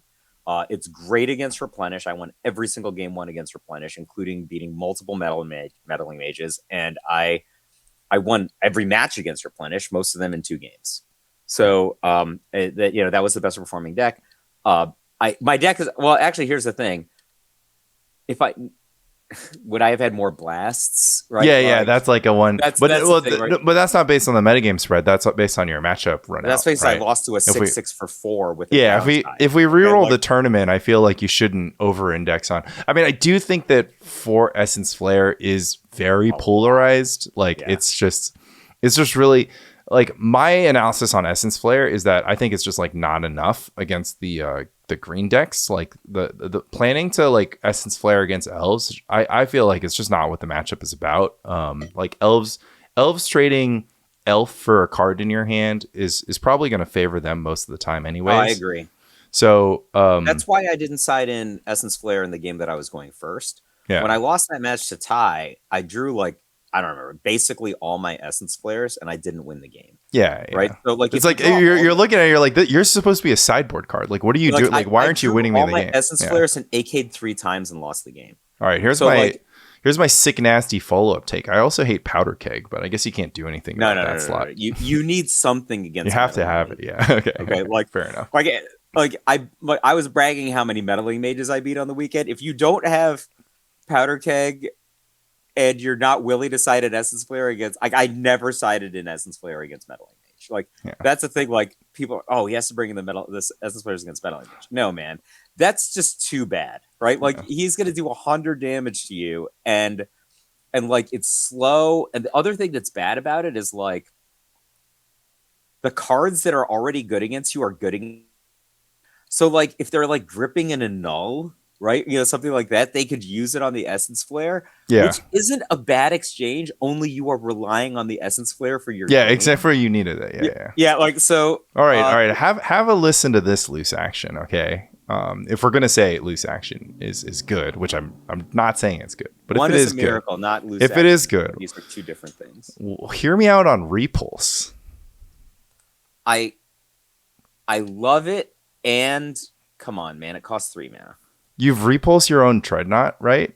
When all is said and done. I boomerang my own dreadnought in playtesting once. Exactly. They're just like, you would chain of vapor your own dreadnought a lot. You know, like it would just happen. You're like, I'm out. This is my last thing. It's a chain of vapor. And they're just like, I'll pile your dreadnought. I'm like, I'll chain of vapor it. I'm like, if that's a repulse, you don't even feel bad. You're just kind of like, got my card back. I like, had a that's a 2-for-1. I had a spectacular game in the day 2 tournament against like 4-color Oath Ponza. I'm on like 2 or something. I'm like, maybe not 2. I think I'm on 7, like a low number. He has a Terravore, 2 meddling mages, a Mishra's Factory, and a Treetop Village. I assembled Dreadnought and say go, right? So I'm like, you got me? He's like, he Sylvans. He's like, yeah, I got you. And he plows my Dreadnought. So I go high now. And I'm like, thank God he killed my Dreadnought. Yeah, I needed the life total. Yeah, I needed the life, right? So he all-ins me to try to kill me. I Vision Charm his Mishra's Factory. And then so that it doesn't deal me damage. I go down to like 7 or something, land back to basics and play another Dreadnought, right? And like now he can't attack it because none of his lands on tap. And he's also pinned under his own I Vision Charm his Sphere of Resistance, Vision Charm his factory, untap land Dreadnought, and now he's pinned under his own Sphere of Resistance. And then we just go for a long time until I finally cast a third Dreadnought for 6 mana, and then I attack with both my Dreadnoughts because I just count how much toughness he has and count how much power I have. Oh, I also had to boomerang his meddling mage that was on Dreadnought. But then I'm like, oh, my power is greater than his toughness minus his life total, right? So I win. Then he double blocks one of my Dreadnoughts so it doesn't trample over and kill him. And I'm like, oh my God, I did the math wrong. Like, and I'm just like shooting myself. Yeah, math isn't that dead, right?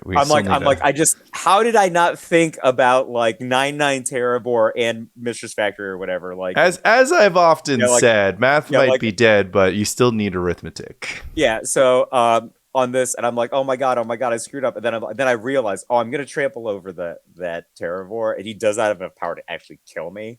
So like, I did screw up on the attack, but he has no permanence in play. Yeah, I think I'm gonna get there. Right? I mean, he had permanents; they were just all tapped, and we're not gonna. He had 2 Sphere of Resistance in play. Yeah. So, but it was just a spectacular game. Yeah. So, to close the loop on his replenish as good as Dreadnought, I am still quite skeptical. Basically, like I think that replenish has, you know, some weaknesses and structural things going on. It has less of a target on its back, so like I think as an exploitative pick, it's, you know, perfectly fine. But I think that, you know, it was, if anything, it has always been underplayed. Like it is a deck underplayed. It's kind of expensive. Yeah, well, that's part of it, right? Speaking of which, you know, happily trade a place at a replenish and maybe some opalescence. I don't know the pricing of anything. Happily to trade my replenish cards for some FBB City of Brass, if you're listening to this podcast. I need some City of Brass also. I had extra of a bunch of cards because I only thought I needed 4 of them, and I didn't really think about the fact that I needed them for both Enchantress and Replenish. And I ended up giving away a bunch of like opalescence. All right, I have a pile of City of Brass. I can set you up with extra copies if that's what you need. You know, I gave away opalescence and Parallax Wave, not give away City of Brass. Oh, okay. Yeah. Right? Oh, okay. So, well, regardless, yeah. So, I think that like basically, if I think that Replenish was always underplayed, right? Like in like your average big tournament, there would be, you know, not enough Replenish and Enchantress players, given how good those decks would be. And maybe if you were, you know, the math type, you might say like, oh, well, the Nash equilibrium is like, we need this much Replenish to bring things in Nash equally. if we needed just a balanced metagame, we would need to see more Replenish. A shirtless Roman screaming freedom. I have imaginary friends who pass the ball in Phoenix. Perhaps. Either way, like there should be more replenish. People should be more prepared for replenish. We should see more of these decks that can hate on replenish. Like, you know, I would assume like Hermit type combo decks and Devourer type combo decks. But yeah, I mean, it's tricky. Like if those decks aren't that good, or if those decks are being held down by Moneyball Black, you know, maybe the success of replenish in this metagame, this tournament specifically, but this metagame overall, you know, has something to do with how Moneyball Black has been surging. So it's hard because on one hand, I basically feel like the the reasons why I still think, I thought and I still think that Stifle Knot is, of course, like, probably alone in S tier, but if not alone in S tier, still the best deck. Those reasons haven't changed. I haven't been convinced. Yeah. Like I didn't like see anything, transformative about the metagame that made me think Stifle Knot would be like less good. It made me feel like the metagame was better than ever. That's actually what I thought, right? Yeah. The interesting things to me, let's call it post Tide ban are, I've been asked this question quite a few times, and the question is, which deck got better of the existing decks post Tide ban? The answer has to be Replenish. Replenish literally got better in terms of contextually better. I think it's like its plan A is worse than its old plan A, right? Yeah, contextually in the metagame, yeah. But like in the metagame, it got better for two reasons. It went from an 8 to a 9. It's like I'm like, all other things held equal, if you could play Parallax Tide, would you? Obviously, yes. But there were two big things. One of them is the other guy best decks against Replenish were Tide decks. Like now they don't have Tide, right? Or they don't exist. So like Tide Control was probably the best deck against Replenish, and it no longer exists. That's one thing. But the other thing is Replenish's like worst mainstream matchup was Burn, because you could actually just go off and still lose to their like Fire Blast or whatever they have in hand. But now if they go off with Decree of Silence, you just win the game instead, right? Like, and so I like, what? It's just literally better than it was. And I will add that one of the transformations that was happening in sort of the Burn world is this pivot towards playing more creatures in the Burn deck, which I guess on one hand, a like turn 1 2/1 has when more you say damage. More creatures, do you mean like one Orcish Librarian, or do you mean something else? Because I mean, don't know like exactly Goblin, what you mean when you say Goblin that. Cadet and Goblin Patrol type stuff. I guess we can take this moment to shout out, of course.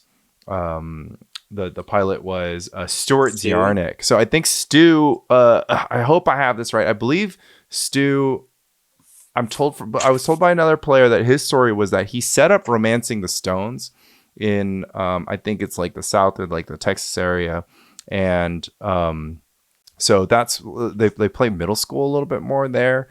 It could be in the Midwest. I might have some details wrong. And now he has actually moved up here somewhere in the Northeast and kind of joined in on the pre-modern scene, and definitely was playing Orcish Librarian as a meme. Like, I would say that's loose action. Are you saying I shouldn't play an Orcish Librarian in my red deck that I'm going to play? No, it's loose action. It's a miracle, right? I mean, it's not like, it's still action, right? It's not like strictly loose. It's not like strictly worse.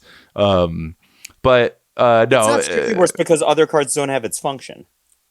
Exactly. It can plausibly deal, like, it can plausibly cause you to deal more damage in a game than the next best card, which in this case would be... It can plausibly deal 20 damage itself if it taps it 20 times. Yeah, but I mean, even in realistic scenarios where it taps like 3 times, it might provide you like 2 more damage over expectation.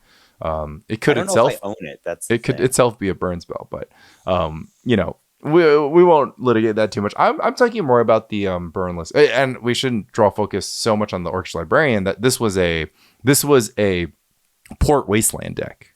So that was like the big change, right? So we're trying to go Jackal Pup Rishon and Porchu, which I thought was quite interesting.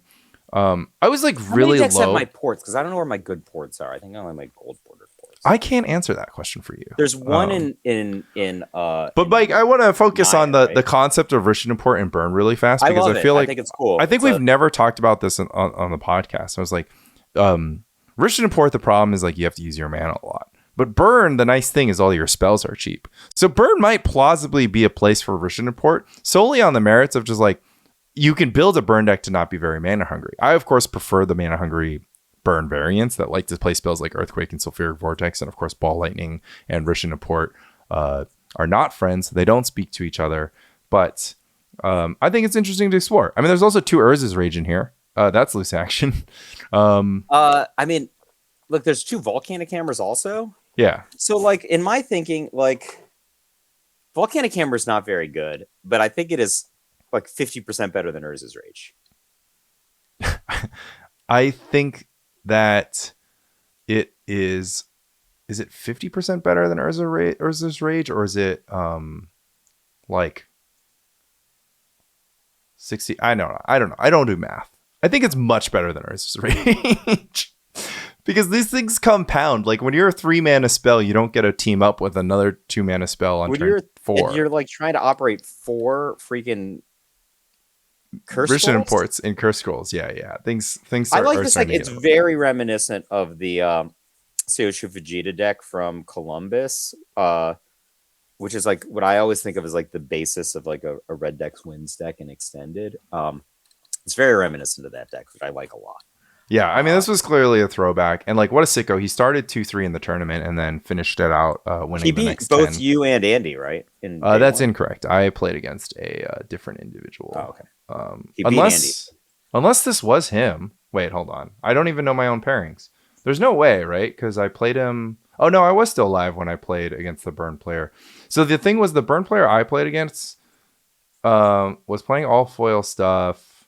And I don't recall him playing any of the cards that are in this deck. You don't recall him playing Orcish Librarian? I certainly don't recall that. I mean, I'm sure it was there just to get sideboarded out every round, but I'm here for it. Oh yeah, I was playing against. Oh, so the burn player I played against was Cody Minix, who black viced me in game 2, which he called a mistake because he thought I was on like a dirtily blue deck because he only saw like Island, Fledstrand, Plains. Did he win game 1? Yeah. And then when it turned out that I was Psychotalk, he was like, oops, on this Black Vice. But it just so happened I had a... That's funny. I watched you play against Black Vice repeatedly in testing. Yeah. I actually played against Black every Vice. Single time. I played against Black Vice just nonstop. I played against Black Vice in my first match, I think. I played against I played against Black Vice. Oh yeah, so it was a little unfair because I was playing against Black Vice in testing games against Stasis, where like game 1 is a lot harder than games 2 and 3 when I have Seal Cleansing and Right Revelation and whatnot. But yeah, Andy V was like, warming up with me and just Black Vicing the shit out of me like game after game after game, and then yeah, I'm just like playing against Black Vice from Landstill in the tournament. They viced me, and yeah, the burn deck brought in some Vice, but yeah, so that was pretty cool. I forget what started this topic, but I mean, I guess I'll add that we thank all the listeners. Did you get any interesting listener feedback over the weekend? I did. I got like a lot of like. So I got just this is me or whatever. I hate when we fight, right? Like I can't stand it, right? Like I hate it. I'm like. I've told you before, I'm like, I think it started on some like the tempting worm. So I'm like, I don't think this is reflective of our friendship. This is not the kind of content that I want to make. For whatever reason, people fucking love it. They love it. It's just like they like 10 out of 10 people who come up to us. T-shirts that just said Mike on them. Right? Like I'm like, why? This is not productive. But the number of people who came up to me are like, I hate every other podcast. I'm like, what? They're like, every other podcast is a waste of time. Like, and I'm like, okay, don't share that comment. You can't. We love the other podcasts. No, I listen to them all. We're all listening to them all. Not other Magic podcasts. Not other pre-modern podcasts. Like they have an indictment on the genre of Yeah, podcasting. the problem with podcasting is that the hosts don't disagree Yeah, vehemently like enough with I'm each not, other. dude. No way. I'm not like ripping on somebody who I like IRL. I'm just saying, like, the comments I got were like, I don't listen to podcasts. I don't like podcasts, right? But I love yours, Yeah, right? Like, never change. So I'm like, really? They're like, yeah, Mike. I would, I yeah. got that one. And then I also got one from a very smart player who will remain nameless, who said, hot take, you are right a lot more often than Lanny is, but he is very confident. I Yeah, got that one. I have to work on that because I will say that the share of like Lanny Moore writes more often comments that I got started to go over to the Mike side a lot more than What you uh would have liked. no, a lot more than I mean it was like 100% like voice of reason of the Spike Colony podcast. It's not like I heard it like 100% of the time. Most people wouldn't share that kind of information, but Yeah. it got to the point where if we get near 50% of the time, then I'm going to have to reevaluate my whole life. But regardless, we are happy for all the feedback. Side note, if you happen to be in possession of a 3-digit serialized Spike Colony, can you let me know what number that is? Because I lost track of what number Spike Colony we're on. So I serialized them, but I forgot how many they are. Wait. The physical spike colonies? Yes, the physical I Spike was Colonies we the handed ones out. that you handed me were out of order. I just took the first one that I had in the Yeah, pile. I mean, I probably just like stacked them incorrectly, but the point is like they're out of order, and then we had friends who were rifling through them and grabbing all the Well, funny yeah, because numbers. somebody who will remain nameless took 69. Yeah, so people were taking the funny numbers, and then whatever. So they get handed out, and I don't even know if the highest number one is in my possession anymore. So like I know we got up to somewhere in the like higher than 100 but like less than 120. So if you have like a Spike Colony like 117, like the next one I sign is going to be 118 unless 118 chimes in. And this will just be a note that if you have a sub 100 Spike Colony, it is impossible for there to be duplicates lying around. So you'll have a first edition. Let's do the Dark Ages. Let's do the Dark Ages. Do you know what the Dark Ages theory is? Like of pre-modern. No, the Dark Ages. Like there's this thing called the Dark Ages where like there's just nothing written down. We have no history. Like Right. Okay. in Europe, like there's like the fall of the Roman Empire and then the Middle Ages. Yes, the literal Dark Ages. A literal Dark from Ages. the So history books. Yeah. You have heard of the Dark Ages, right? So there's this theory. First of all, I'm not ascribing that I believe in this theory. By the way, I'm also not a historian, so my opinion is irrelevant. But I thought this was an incredibly interesting thing to have heard. There's this theory that there was no Dark Ages. And that one of the things that they point to is just like, really, nobody wrote anything down for like 800 years or whatever it was. And there's two things that were interesting to me about it. One of them was that architecture didn't change in Europe at all. So like you would think like, okay, all this time goes by, at least architecture could change. Like how you thatch together a roof would change between this year and this year, but it didn't, right? And like that's like no progress for literally hundreds of years, in addition to nobody writing anything down. But the thing that got me was the Pope at the time was just like, yo, I want to be the Pope at year 1000. I'm just going to declare at year 1000. Yeah. Which is like, I'm like, I buy that. Yeah, one. yeah. So we're just we're skipping right? to Spike Colony 200, we're just and they're like, skip to Spike Colony 200. Yeah, people are like, nobody actually knows how many signed Spike Colonies there are in circulation, and that's part of the fun of collecting Spike Colonies. Yeah, so I think we could just Dark Ages it, Lanny. I think Brad Hanley has like Spike Colony number 1. Like the people who have like the sub number 10 Spike Colonies are like the super OGs. Who had them in bearded. But yeah, I had a fun time handing those out. You're always welcome to give feedback for the podcast. The side of the people who enjoy the podcasts where we like aren't fighting each other need to speak up, because right now we're at like a 10-to-1 ratio of extraordinarily positive feedback for some of the most emotionally damaging episodes of Spike Colony that we've ever recorded. I want you to understand, listener, not Lanny. He never listens to me. I hate them. I hate them. But people are like, I love it. You got to give the people what they want, man. Yeah. At the end of the day, the customer is always right. Isn't that right? We have customers? Yeah. Well, Does that actually, we do. imply something? We do. Um, yeah, Lobstercon, awesome. Any other storyline? I mean, Galen LeMay, full English breakfast, 9-0 in day one. Oh, Just I mean, completely maybe we should killing have it. like we could do a preview about this, but maybe we should have a whole episode about this. I did not realize because I knew there was like a hermit cabal or whatever, right? Like, I knew Right. that they Yeah. existed. I don't know who's in it. I don't want to know who's in it. But probably make out like they're wearing skin suits, like they're human beings or whatever. They're like pretend to be nice people or whatever. But they're like also trying to like influence the judges so that they can do further and further complete, just laughing at the rules. Right. So, like, some of the stuff that was described to me that they are lobbying for that has not gotten approved yet is so preposterous. Like, it is so the thing that I think that they're moving towards and I like is you want the rules to more or less like be intuitive, people can understand it. You don't need to know the names of every phase and like how everything works perfectly.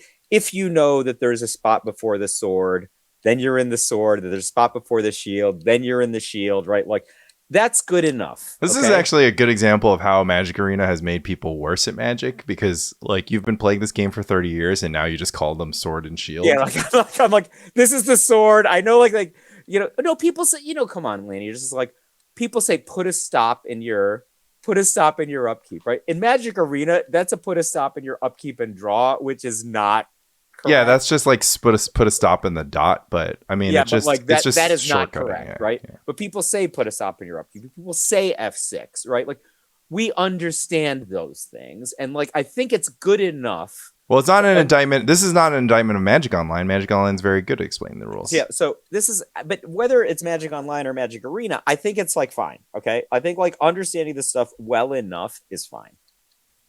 Nobody in their right mind thinks that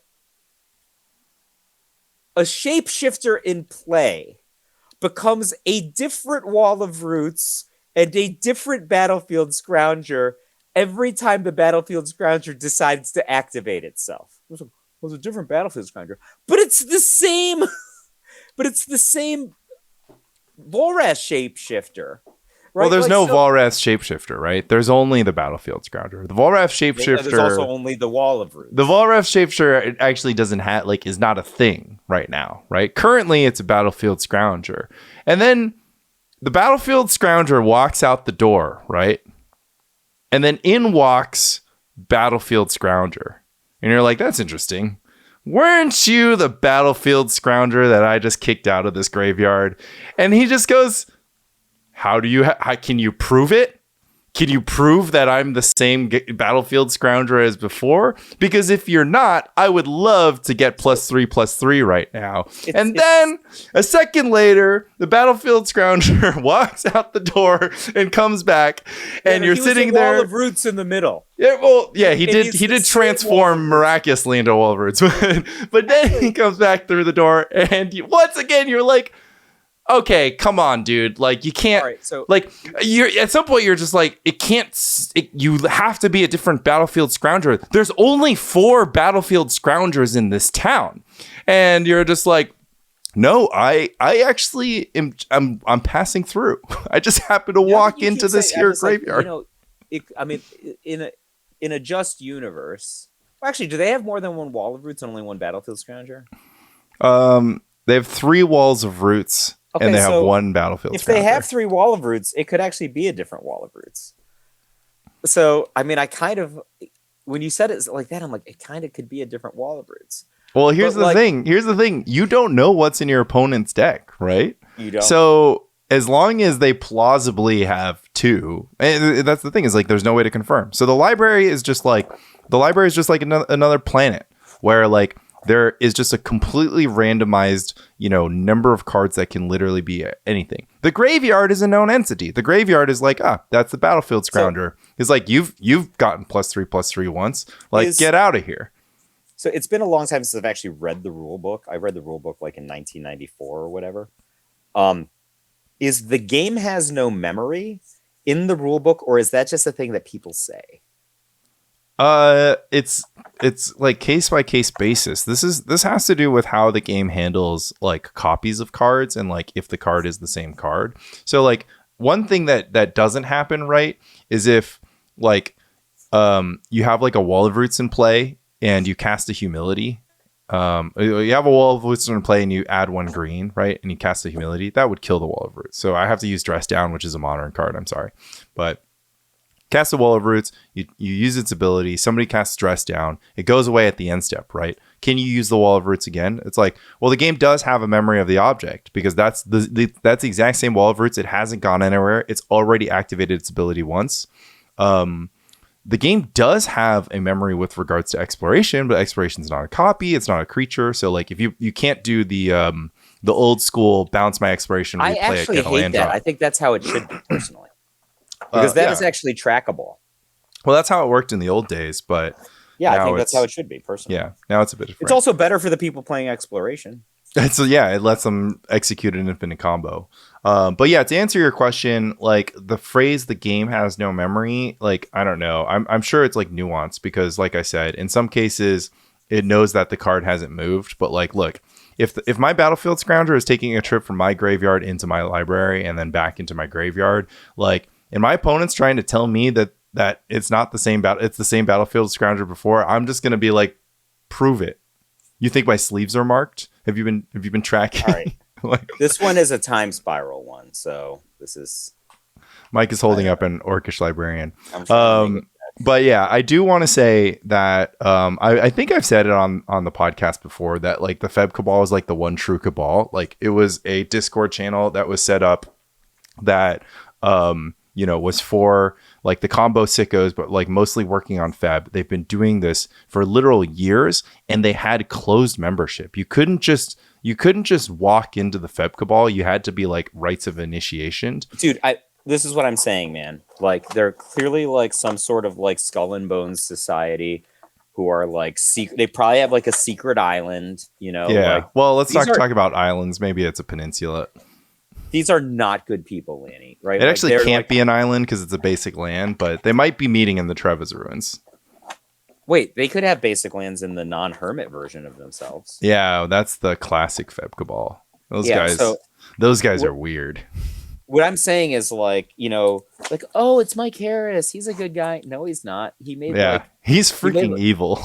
He made land like quit pre-modern like his first big tournament. Yeah.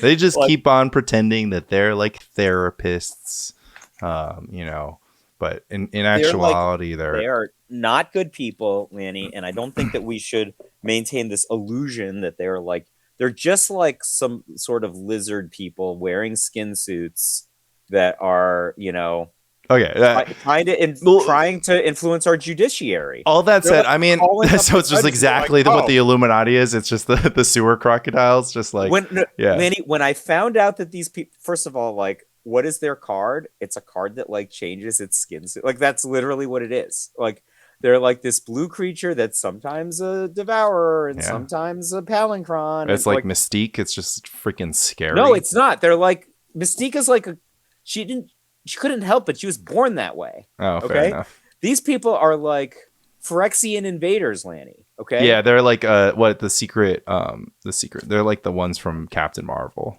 the bad guys. Like those turn out to be good guys too. The Skrull. But these are not good people, Lanny. They're literally using their shape-shifting abilities to try to influence our judiciary. They're calling up the judiciary. And they're like, oh no, really? I should be the different Wall of Roots. I should be a different Battlefield Scrounger. I had Taylor try to explain this to me and I said just stop. I don't want to know. Like I'm just saying, in order for us to have laws, things need to be provable, and like I said, you just can't prove that it was the same Battlefield Scrounger that was in my bar, and you just got to pour him a drink and give him +3/+3. I did want to share that I was very happy to browbeat Taylor into not playing Moneyball Black and playing HFEB instead. He's a good HFEB player. He is. He is an improbable HFEB player, in such that I have never really seen like an HFEB player like sort of like know how to do the thing like pretty good, like know how to do everything right. Like I hadn't seen him play too much HFEB, but he did top 8 that bearded tournament, and when we were chatting, And he was like talking about the lines. Like, of course, there's like the HFEB, gods like Mike Harris or of course Galen LeMay. But so Taylor, Taylor, I wrote him off. I thought he was just like one of these guys. He was like, oh, that looks like a cool deck. Like, I'm gonna figure it out and I'm gonna play it. And then I was Taylor like, loves combo decks. I think his head just works that way, right? Like, well, that's what I said in another podcast where I was just like, I'm like, combo people are just. Oh, actually, I said that on my YouTube. I'm like, I'm not a combo guy. Like, they're just built different. They just think about things, like think about Magic in a completely different way. But I was really impressed by the depth of Taylor's knowledge of his own deck, and so when he told me that he was going to beat me play at League once, and I was just like, "Oh, this is a good matchup for me." Blah blah blah. Then he wrote me like a really thoughtful response, and I was just like, and I mean, I was wrong, right? I think it's not a good matchup for me, right? But like, he just wrote this really thoughtful response. yeah, Go ahead. yeah, and so he was going to play Moneyball back. Actually, at Movie Club, I was just like, "You excited? You're going to HFAB it up?" And he was like, "No, I'm going to play Moneyball Black." And I was like, "What the? Like, why?" I was so disgusted. I was just like, what's the point? Like, why study? And he went into this whole thing about decision fatigue and whatever. And then, yeah, he was kind of 50-50 at the dinner on Thursday night. And, I was just like, look, when are you going to do it? Like, what's the point of learning how to play this crazy deck that's like, honestly not very pleasant at locals, right? You just kind of have it or you don't. Like, it's not like really it's not like a charming experience to get HFEB'd out at locals. I don't mind getting HFEB'd out. I think it's a really cool deck, but the general population, land included, might just be like, I don't know, this whole thing with Battlefield Scrounger. Like, my opponent just explained to me that I lost and I still don't understand it. Like, that's not ideal. But at LobsterCon, like, gloves are off. Like, if you're not going to do it, then when are you going to do it? And it's exactly one of the better decks, right? Yeah, and just throw the rule book at them. So, really excited to see it do well. I think that our podcast, was pretty timid about giving HFEB its flowers because of the sort of like, I had HFEB ahead of it. I literally said it's better than Elves. Where do we put that? Well, I'm saying on a longer timeline. We've recently come around to it, and I'm proud of ourselves for giving it some credit. I'm proud of the HFEP for Cabal for really showing what they were capable of to the world, on the biggest stage. So that was really excellent. And just an exciting storyline because I remember, I think sort of like it was either poking around the Cabal. They actually inducted me, so I'm sort of low key in the Cabal right now. I'm just saying, Lanny, but yeah, but I thought I saw like some posts and like, we had a little bit of a discussion about what the meaning of how to win a PTQ is about. And I think we can both agree. We can both agree that what how to win a PTQ isn't is saying before a tournament, I'm just going to go out there and have fun. I'm just going to go out there and whatever happens, I'm okay with. And then if I lose, I'm just going to hit the bar. Right. And so I saw a little bit of that from Galen, and I was just like, "Oh man, you got to be more." I didn't say anything that to him, but I saw that he made that comment. I was like, "No, you got to be more bloodthirsty than that." I thought of those things, and I think Galen obviously proved that you can just be like, "Yeah, I'm just gonna go and I'm gonna play my game, and whatever happens, happens all the way to the top 8." So I wanted to be done 43 minutes ago, but I would say like I was thinking about this. Like, there's 300 and some odd people in that room, most of which, every one of which got in the first 96 seconds, right? Like, invested enough in the community to have pulled that off, right? It's kind of a big deal. Yeah, absolutely. I mean, and we haven't even talked about, a good number of them who all we didn't talk about ANDV. We didn't talk about. No, look, there's lots of podcasts to be done. Yeah. But the thing is, I think like, you hate losing at LobsterCon. I mean, I hate losing any match. Like, I have to stop myself because I hate losing playtest matches. Right? Like, I just hate. Yeah, that's a character flaw. That's not good. No, but I mean, the purpose of playtest matches is to lose. Yeah. Like, winning playtest matches is useless, right? No. I'm better about this, right? But like, I hate it still, right? But I hate losing at League. I hate losing, right? And I think this LobsterCon was the first time I wrapped my head around the idea that people just like come and they have no expectation of winning the tournament.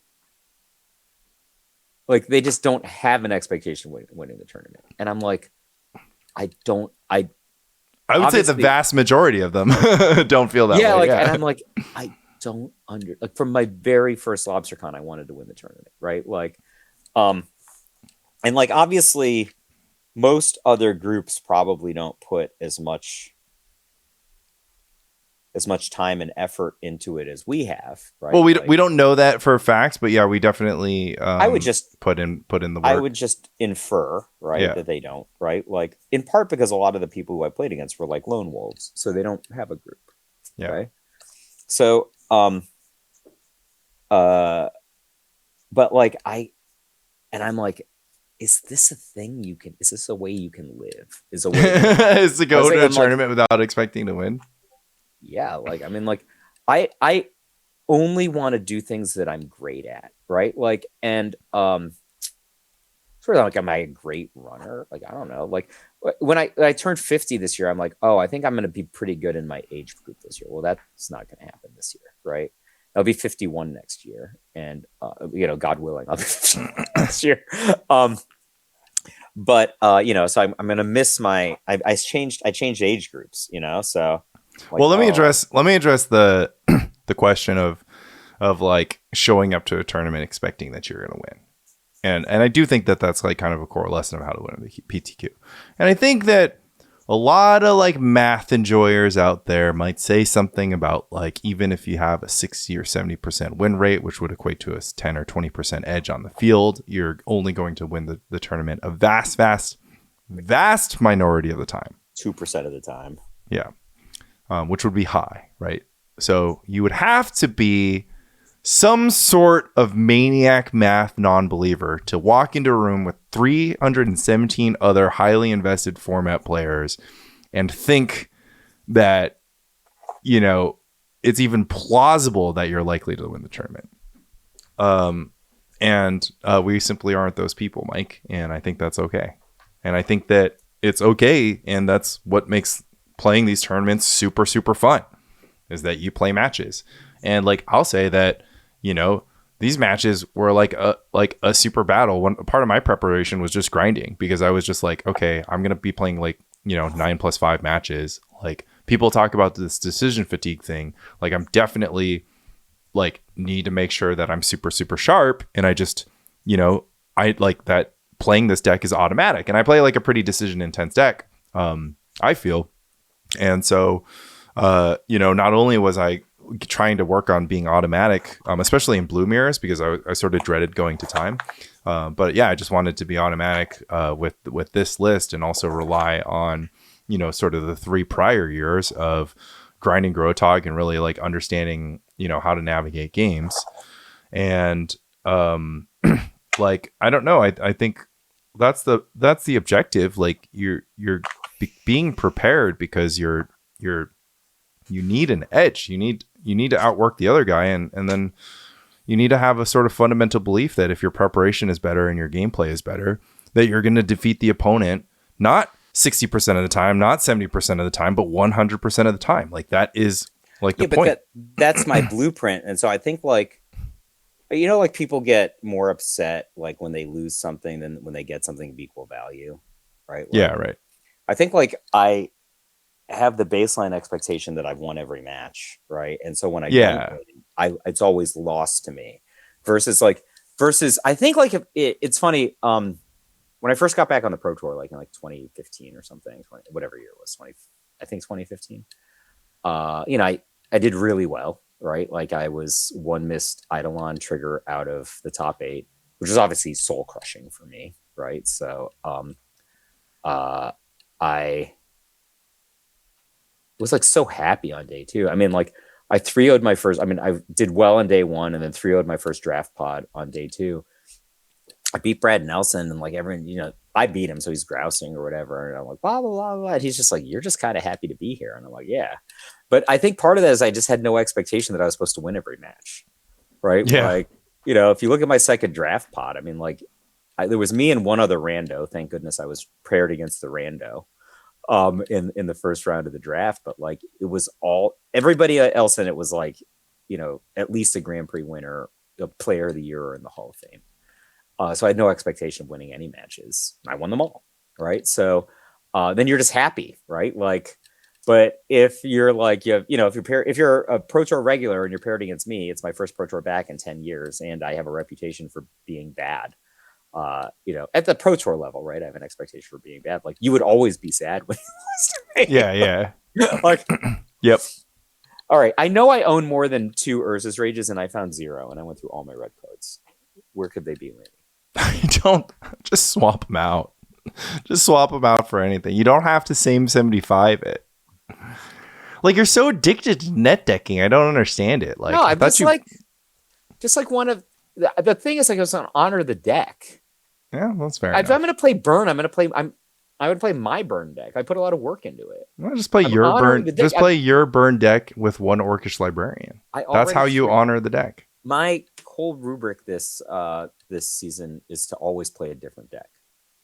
I don't think adding an Orcish Librarian to my otherwise excellent burn deck is how many weeks are in a quarter? 12? 12? Oh, actually, we can 12, probably look. Hold on. 12 different decks? Hold on a second. What is it? I will tell you. All right, Mike, let me give you the decks this quarter. Moxless Oath Ponzo with Smokestack. No way. 0%. Moxless Terragaton 0% chance on that one. Why not? It says, first of all, did you watch the tape? The deck is sick. I would Smokestack. I actually passed the Smokestack when I was looking for flawless victory. Give it to me then. I'll take it. Flawless victory. Opponent loses with 0 permanents in play. That doesn't feel good to you? Dude, I would hate it. All right. I would hate myself the whole time. That's not true at all. And there's only like 3 Smokestacks main anyways. Moxless Terragaton with Lotus Veil. 0. Oh my god. I'm vomiting in my mouth. Cataclysm with a Lotus Veil in play? You don't want to do that? Oh my god. No.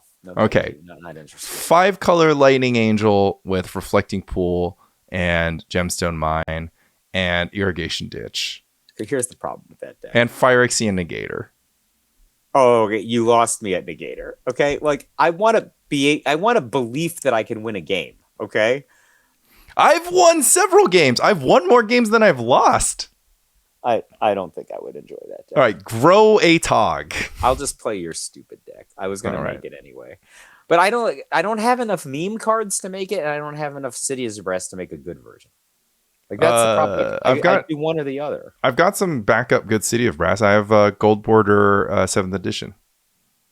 No, I mean I could just meme like a 7th edition white border or whatever, but like I want it to be like all garbage or all good. I have a lot of the garbage cards too, because I have the sleeveless version I've been working on, but I need the portents. Can you put a cool stuff order in for like a stack of the new portents?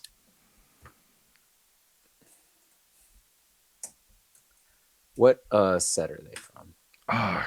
God, if I know. Let me see.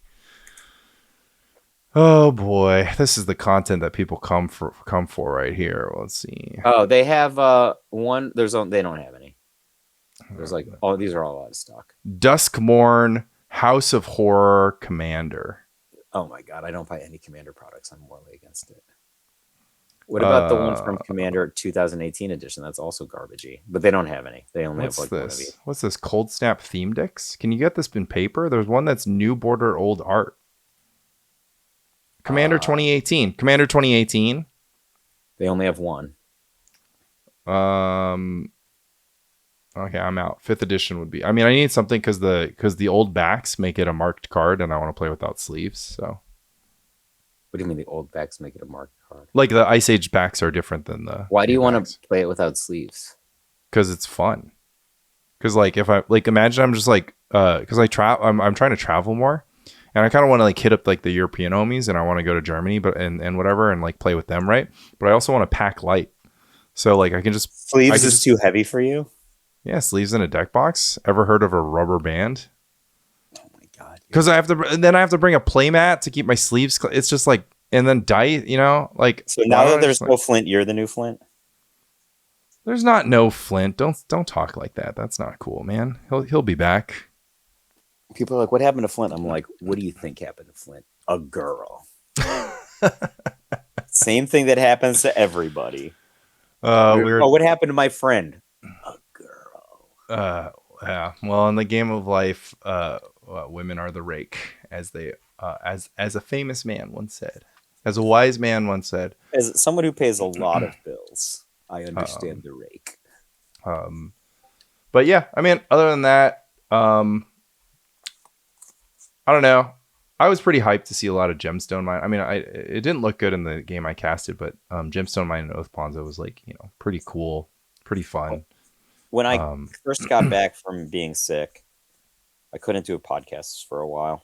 Either this one or my Pauper podcast. SWB was just like, "You want? I'll do the podcast for you, and I'll tell Lanny how bad this stupid deck is." It's like, "You could just sit quietly in the corner. I will tell. I will be the co-host. This deck is terrible." Like, I was just like, I love SWB so much. SWB is like such a nice person. Like, except when you're like actually playing him. Like, in the midst of actually playing that'll cut SWB, your throat. Yeah. it is a disaster. And he's a Like, real white knight for Mox Diamond. He's a real simp for Mox Diamond. so Just, like just can't get enough of it. you Can you believe? I mean, this conversation in the Discord killed me. Like, Andy Levine was just like, "Oh my god, have you ever double Mox Diamond into Weathered Wayfarer?" And I was like, "That sounds horrible. That sounds like the worst 5-card parlay in pre-modern. I cannot imagine opening up double Mox Diamond Weathered Wayfarer and just starting to like lick my lips and just be like, this is what my deck is all about." I'm just like, these guys are on another planet. Okay, I just like, but look, first of all, now we're 2 hours into this podcast. I wanted to be 45 minutes, but then I'm really going to go. But I was watching the top 4 of the Unchained tournament, right? And SWB like mulligans to 5 against Slow King. And I'm just like, okay, I would put that card on the bottom. I understand this. I would make this play. I would make this play. And around turn 3, I was just like, I had like 2 realizations. One of them was he was starting to make a different play than me. And then I had 2 realizations, not just one. The first one was, oh my God, he is so much better than I am. Right? Because then I could see his line, right? Like, I would have taken this right, line. you're like, why'd you do that? And you're like, yeah. No. I would have done this, but then I could see his line. Yeah, right? exactly. Like, yeah. And then like, it's just like that thing where I was like, people could be like 5% off in their burn strategy, and then they end up in Botswana when they were like trying to go to Canada or whatever, right? Like, and I'm like, it just got worse and worse every turn. I'm like, just compounding how much better he was than me. Like, I could just, I want to be absolutely clear on one of the details here. It's just that I do support playing Mox Diamond in your deck that contains balance. I'm totally okay with that. So you can do that as much as you want. There will be more Spike Colony to come. Gonna see what kind of interviews we can line up. Thanks again for all the positive feedback over the weekend. When you tell me that you like the podcast, I keep making the podcast. Thanks to all of the new members and joiners on the coffee page. I guess it would be like a good thing to do a little shout out. So I'm going to run over to the dashboard to shout out the people that joined. Some joiners that you might have heard of, which is pretty exciting. I played Soup Smuggler, who's an online Dreadnought player and has dabbled in a little bit of GAT action. He joined. A little known Dreadnought player that goes by the name of Dave Kaplan. Dave Kaplan joined the Spike Colony Discord. I was very tickled. I was very tickled over the weekend. That I talk about Dave Kaplan is now going to be public. Yeah, well, hopefully he doesn't search his name. I got extremely tickled because I was like walking around the hall. Wait, pause on Dave Kaplan. Dave Kaplan liked my my deck pick, and I'm like, oh man, Dave Kaplan is going to judge me because I played AK. Yeah. Here it comes. He's like, I'd sooner register Goblin Cadets than play accumulated knowledge. said to me once. He's like, my neck is Yeah. like pretty close to his, but I have AKs That's instead pretty of fun. impulses. He Got has like a yeah. peak where I have an impulse, and he's like, and I'm like, Throw up. no. Yeah. He's like, you So got snow. so lost you. You're lost. You hit mute, brother. Oh man, something happened. Yeah, you're Oh, back so now. anyway, it's just like he probably was like, oh man, I got so many things right, but like I I should have just registered like Orcish librarian instead of these Yeah, stupid yeah, yeah. AKs. So, my favorite experience was like walking around the hall and like, I was like hearing people say stuff like, "I'm playing Kaplan Jam," Yeah. like he has the entire archetype named after him now, which is pretty cool because it's not like he plays a bunch of like pre-modern challenges and whatever. But yeah, we successfully told the tale of the man who jammed. Everybody knows Um, Kaplan Jam. Everyone knows It's like Kaplan Jam. Yeah. it's like one of the I think like people don't really understand the nuance of all like the different Dave Raska builds, you know? I feel like Yeah. people can just like pretty easily conceptualize how Justin plays, right? But like Kaplan Jam is Cap, and the thing that's really funny is like, in the rare cases I ever beat Kaplan, he's always like, "Oh, I should have jammed." Yeah, yeah, yeah. it's like He's it's like, like I gave you too much respect. I had I the should have answer. jammed. Yeah, yeah. That's actually so good. We got Steve. We got That City in Texas. Spencer Llewellyn. Some of these, it's not their first time. Like Dr. Manabase, who's been there for a while. Taylor, who we were talking about. Hand shuffling, first timer. Oliver, who's been around. OFBTS, who's been around. Matt P, of course. The God, Goose, Yo-Yo, I know from online. We got Chris Cruz in the house. We got Nate from the Impulse Haven't we crew. always Richard had Chris Busey. Cruz? Yeah, yeah, yeah. He's been around. I'm saying Oh, first timers for the first timers. Island Home. Again, shout out to the Dress Crew Data Project and the Dress Crew YouTube. We got Shroom. Shout out to Neon Mushroom YouTube. We got yeah, I watched all of his Stanlech. stuff. Alex KJ, MTG Misprint. Kyprios. Looks Greek. Triple A for the first time. One of the blue-black Psychotog wizard gods. Dragobard, Turd Wizard. Pinnock for the first time. Turd Wizard was also a first timer. We got PL1ZAHD for the first time. A one-time donation from A period. Again, if you just want to do a one-time donation just so you can chat with us in the Bougie Discord, you're welcome to. K-Run's been around. Andy Levin's been around. Daniel Mezamadrigal has been around. Campbell, a one-timer. Who says he's a college student, so I know that it can be tight for a college student. And we got Alan John, Drew Wood. This list is long. It blows my mind. I'm humbled. Oscar S, Manny Mo, Cody MTG. I think it was Cody who posted on Twitter the photo of the entire hall filled, and the caption was GP Unk. And I was like, that was like the best tweet about Lobstercon the entire weekend. Proust for the first time. Tob Z600 for the first time. Sunny's been around. Abu Ghosh has been around. Slow King's been around. JP's been around. Rubens has been around. Rubens from Brazil, who finished, I think, in 9th or 10th place with Oath Ponza. Our friend Tom Metelsky. Our friend Phil Q. Trading on Tilt. Ron Gregory. Jake Speed. Tom Score Data. Metelsky Seb. is in the Bushi Discord. Tom Metelsky is a Spike soldier. He drops a cool triple fiver every month. So big shout out He to has Tom. never once posted. He Yeah, posts in our other Discord. he just waits in the wings, man, and he's just taking it all in. Either that, or if you do donate on coffee, ko-fi.com/Spike Colony, you do have to connect your Discord account. We have Walking to Work, Nick Mayo. I toss Dress Crew some shekels, You and should be paying Nick Mayo. well, I actually do. I support Dress Crew on ko-fi.com/Dress Crew, and he tosses a little bit of that back. So we're just like, we're paying the rake to each other. We got Gross 90, Greg T802, Comrade Ope, Jimmy Calvillo, Slam Dunk 25, JMPCC, Icorn, SWB, one of the original Spike Soldiers, if not the original Spike Soldier, Ellen Dryle, Mike, who's Mike Arnold, of course, Luis Neiman, Homie, Trash Dog Adam, Homie. There's that money I sent to the Dress Crew on April 6th. And yeah, that is a month of support for the site, for the Spike Colony. We will keep doing it. And I imagine some people are watching on YouTube as well. The videos I've been putting out, and the feedback has been great and positive. And I love you for that. and I guess I have to let Mike go to It might whatever real. thing. I'm gonna Quick, let's watch. fight about something. I need to watch the Philly New York game. Oh, I see. I'm watching it in the Upper East Side.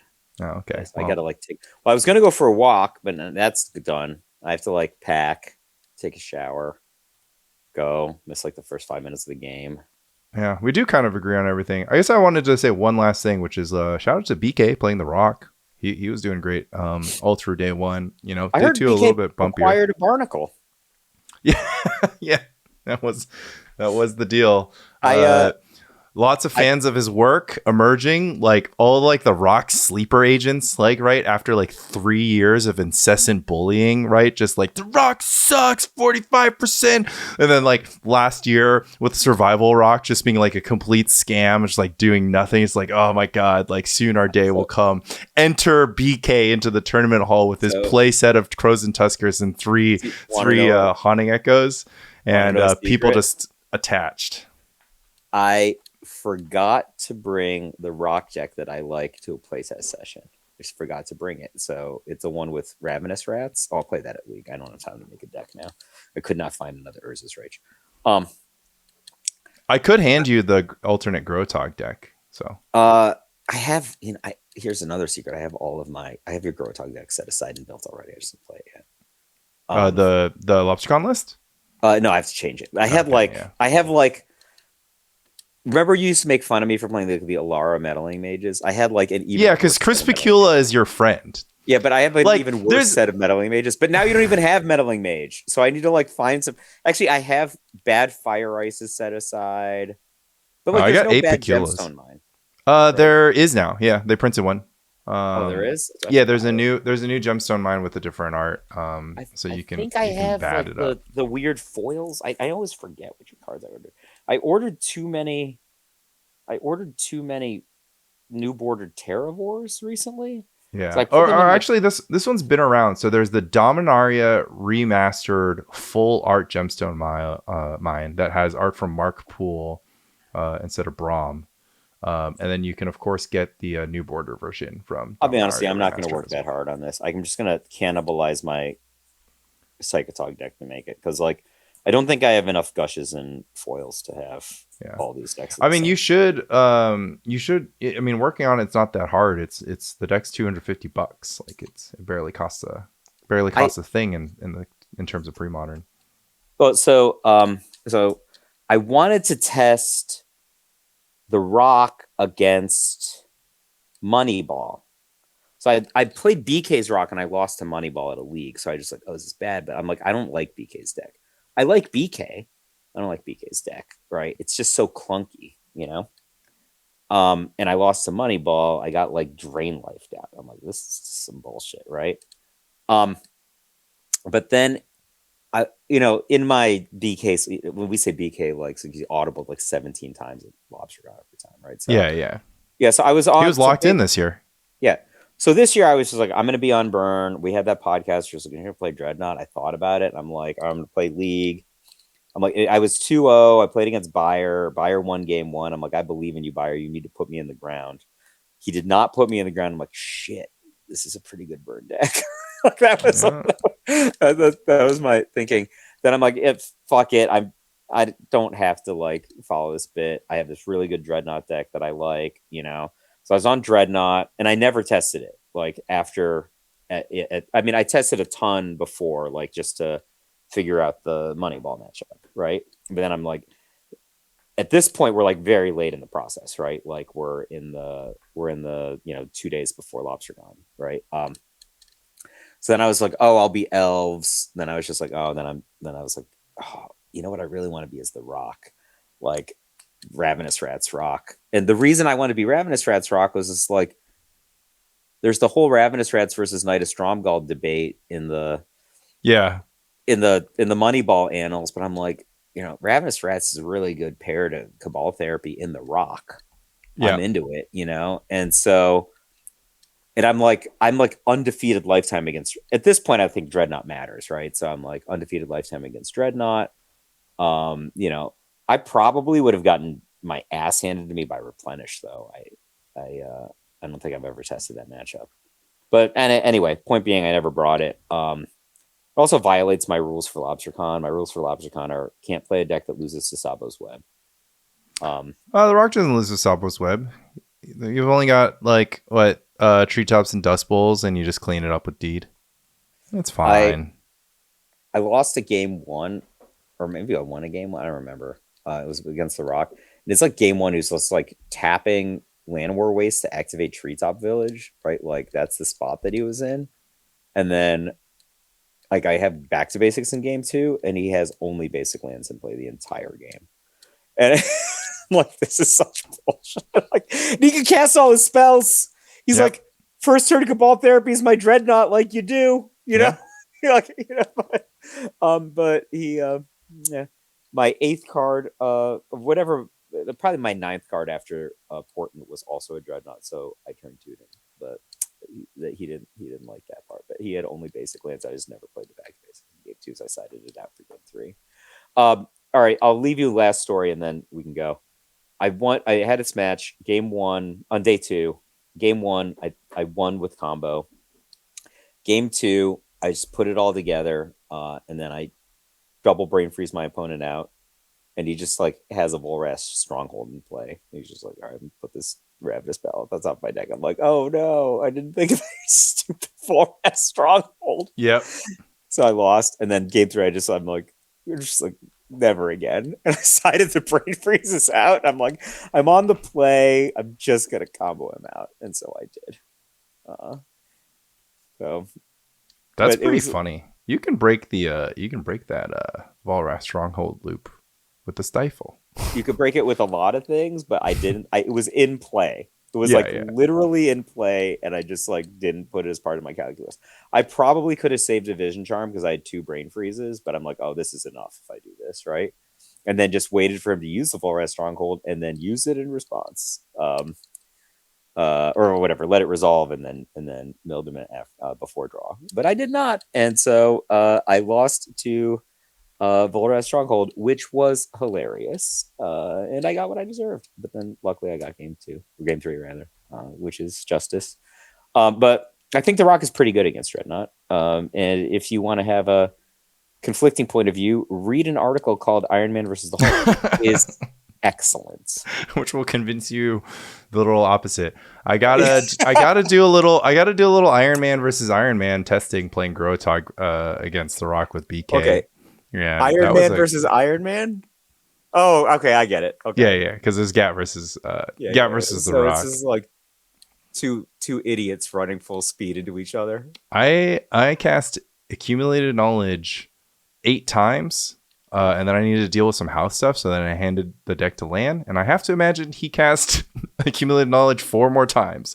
So, yeah, but it was cool because BK ended up paired with Grow and sort of like figured out what to do and got there in the end. So that was super awesome. I mean, I'm hyped. I think that, like, cycling Crows and Tusker is the closest that you're going to get to casting a blue spell in a green deck, and BK put 4 of them in his deck. So I thought that four Crows and Tusker is a great place to be. And subtle things like playing Wall of Roots, but then having stuff like Nantuko Vigilante or Crows and Tusker to then use that green mana again at instant speed on your opponent's turn. I'm a huge fan of that. That was the basis for the Beast Attack deck, and I'm happy to see BK grinding in that way. So is Crows and Tusker a beast? Yeah, of course it's a beast. What if I play like red green 4? I have my Beast Attack set aside right now. Red green 4 Beast Attack, 4 Crows and Tusker, 4 Contested Cliffs. You love Contested Cliffs. I don't think Crows and Tusker ever enters the battlefield. I don't even think BK had a recurring nightmare or any of that. But wait, this is awful, right? Like this would lose to every deck. We did establish that every other time that you brought up Contested Cliffs, but yes, it continues to lose every deck. Do you ever see that meme like woman who loses her memory falls in love with the same boyfriend, right? Like I believe that's a movie, but okay, fair enough. Okay, well, whatever it is. I think that isn't that the plot of 50 First Dates with Adam Sandler? Yeah, but we're in a movie club. We should know about these things. I do know this. I'm like, is this deck good against burn? Like, probably not. Like, It's is a good this deck place good to against? start. Is this deck good against Dreadnought? Actually, big No. dumb green idiots tends to be better against burn, especially if they're playing more creatures. But Yeah, but like this deck can't beat Dreadnought, right? I'm making beast attacks. yeah. I mean, the beefcake deck also can't beat. I mean, I guess the beast attack deck sometimes beats Dreadnought, or not the beast attack deck, the beefcake deck. I took the beefcake deck apart real fast. Yeah. So because we had been testing at SWB's house, and he gets paired into me for the weekly belt, right? And he just like mulligans into first turn Exalted Angel, which I cannot beat. Right. Like he knows I can't beat it because we tested together. So he mulliganed into Mox, Mox Soul, Mox City of Traders face down. Yeah. I'm like Elf or whatever, and he goes like tap 2 Naya land or whatever, pick up my City of Traders, flip the Exalted Angel. It's already over. Yeah. So. But yeah, shout out to our house. A lot of sickos making day 2, and even the ones that didn't make 2, just extremely great vibes. Shout out to Bill Ellis, top 8 of Enemy Fetch. SWB top 4 of Unchained. Of course, Edward. Brian G again, number 2, matching Itai's accomplishment, but in a tournament twice the size, so doubling Itai's accomplishment. Edward top 8 in Saturday Consultation Tournament. Michael J top 2 in Saturday Consultation Tournament for the second time. I like how you call it the Consultation Tournament. Like that's you're about to exile six cards. Oh, why do they call it that? It was literally called the Consultation Tournament. Why do they call it that?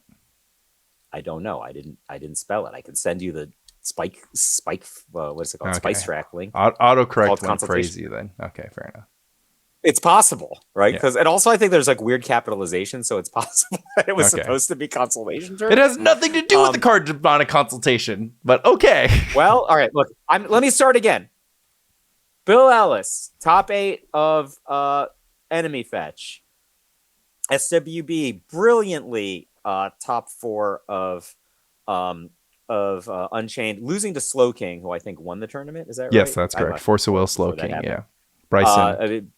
SWB played so brilliantly. I just can't even tell you we just talk about it all the time. Like give that man a Mox Diamond and you can't stop him. The end boss of New York City, but like, and he's beaten it. I literally think that he made the OST website just so that he could point at the fact that he has like a 91% win rate against me. Yeah. I would too. But like, he's so good. Like I saw this story. I'm like, I think I figured out how good SWB was when Tom Martell, who's like a Pro Tour champion and Grand Prix champion, came to visit, right? And he's like, oh, it's going to be this deck. And they were playing the pseudo mirror. Tom was on green white and SWB is on mono green. And he just 2-0'd Tom effortlessly. And Tom couldn't figure out. SWB had it all figured out, all right? And you just got him, right? Anyway, SWB, Edward, top 8 of the Consultation Tournament. Good job. And Michael J, top 2 of the Consultation Tournament, but not as good as another top 2 on the weekend, which was Brian G. Brian G like basically quit pre-modern, but I guess he was already signed up for Lobstercon. According to his speech, yeah. You can't get it. Always bring you back. It's like The Godfather 2. Yeah. Can't get away. Absolutely. I mean, why would you want to?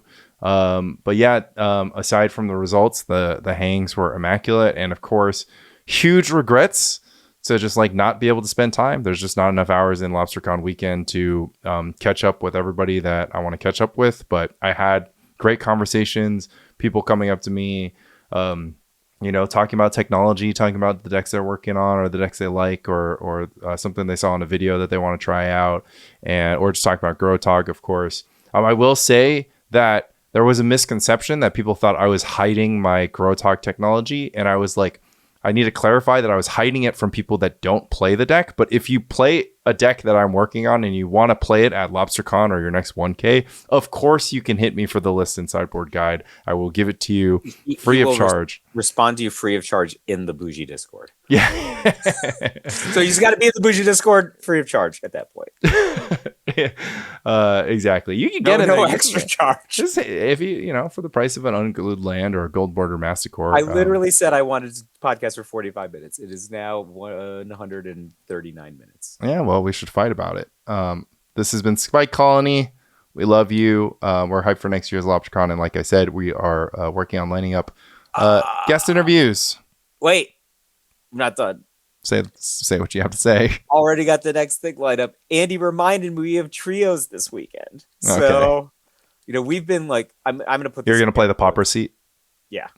Pauper Legacy pre-modern trios. Yeah. So Dan, I don't know if you know Dan. He's played in some pre-modern events. He's actually a pro player.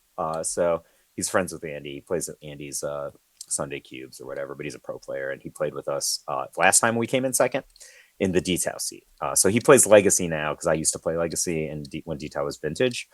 But Dan's been playing the Legacy seat because I'm not allowed to play Legacy for good reason.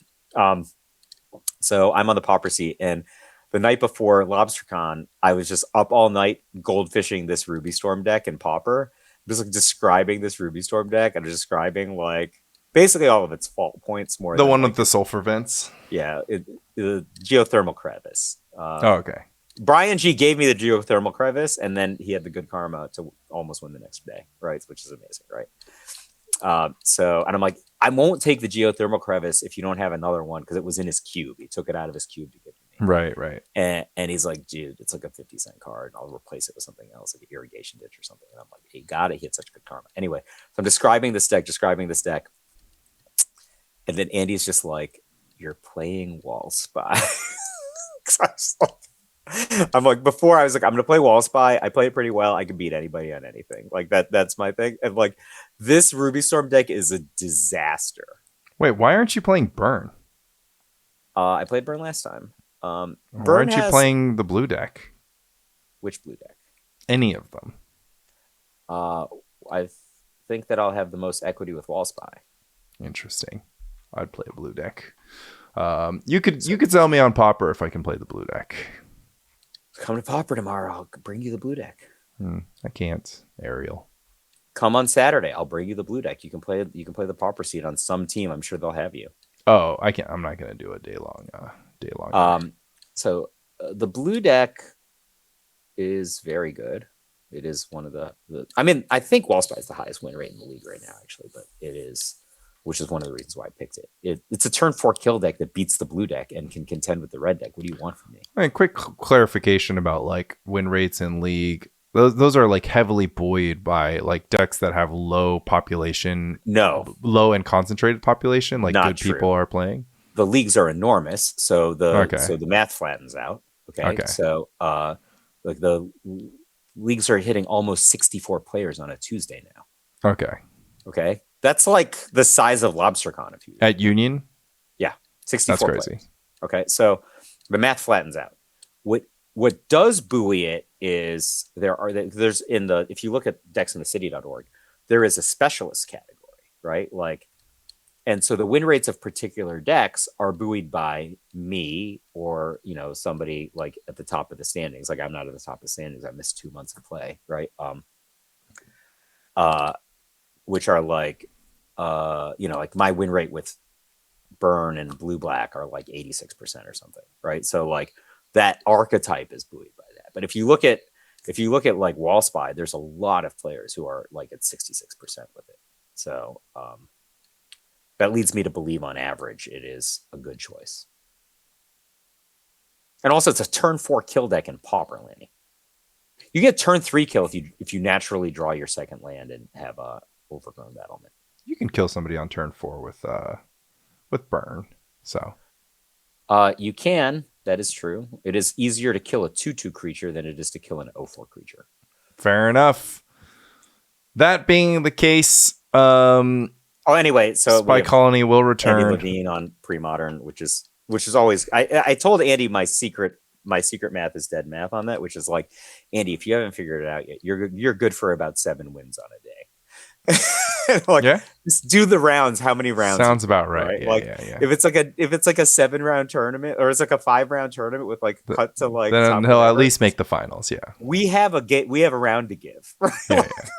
we're gonna win the tournament or come in second at Yeah. the worst, right? Like, he's like, really? I'm like, yeah. How many wins did you have on day one of What Lobster? would you say if Andy was just like, I'm gonna play Lanny Gat at the on the in the pre-modern seat in this trios? We are a serious team doing serious things. He wouldn't say that. Okay. All right, I'm Like, gonna start my lobbying campaign right away then. no. Okay, you can start right now. He listens to this podcast. You post this podcast, he'll have it on, right? Like 5 seconds later. So he'll get to this part, and we have our own team chat for like our trios decks, and I see no possibility of Manny Gap. So Fair enough. I guess I we'll find will out. turn my attention to others. Yeah, and I didn't shout out Ricardo, who came all the way from Brazil Oh my to God, stay Ricardo. with us. Just like awesome guy. Infinity freaking cards to loan out, infinity Yeah. freaking altars, like Altering stuff on the spot, just like What a super guy. nice, and also a great result with Grotog. So was hyped about it. A little bit tougher on day 2, but it happens. I had a tough day 2 too. Day 2 is rough, man. Bunch of sickos. Spike only will return once we schedule some time, schedule Amazing. some interviews. We can even talk to Lan. Lan was getting a lot of positive feedback on the podcast. Oh yeah, people love and Lan. Lan had to play the game of like, do people think that I'm Lanny? And probably for the first time, he didn't have to be worried about that being a problem because because he's very, very well known at this point, and so am I. So people can tell the difference between us Lan H's. Somebody called me Mark at somebody. I don't know if you know the famous story. Oh, of Mark Lan. Flore, or No, someone called me Mark, and so I don't know if you know the famous story where Lan like walks into like a pro tour hallway, and some kid is just like raises his arms. He's like Mark Flores. Lan, like, oh yeah. He I'm told like, that story on the drive. Yeah. yeah. So, but somebody literally called me Mark. Yeah, we were like, you should have signed something for him. So anyway, all right. Love This is Spy now Colony. 2.5 hours. Goodbye. Take care.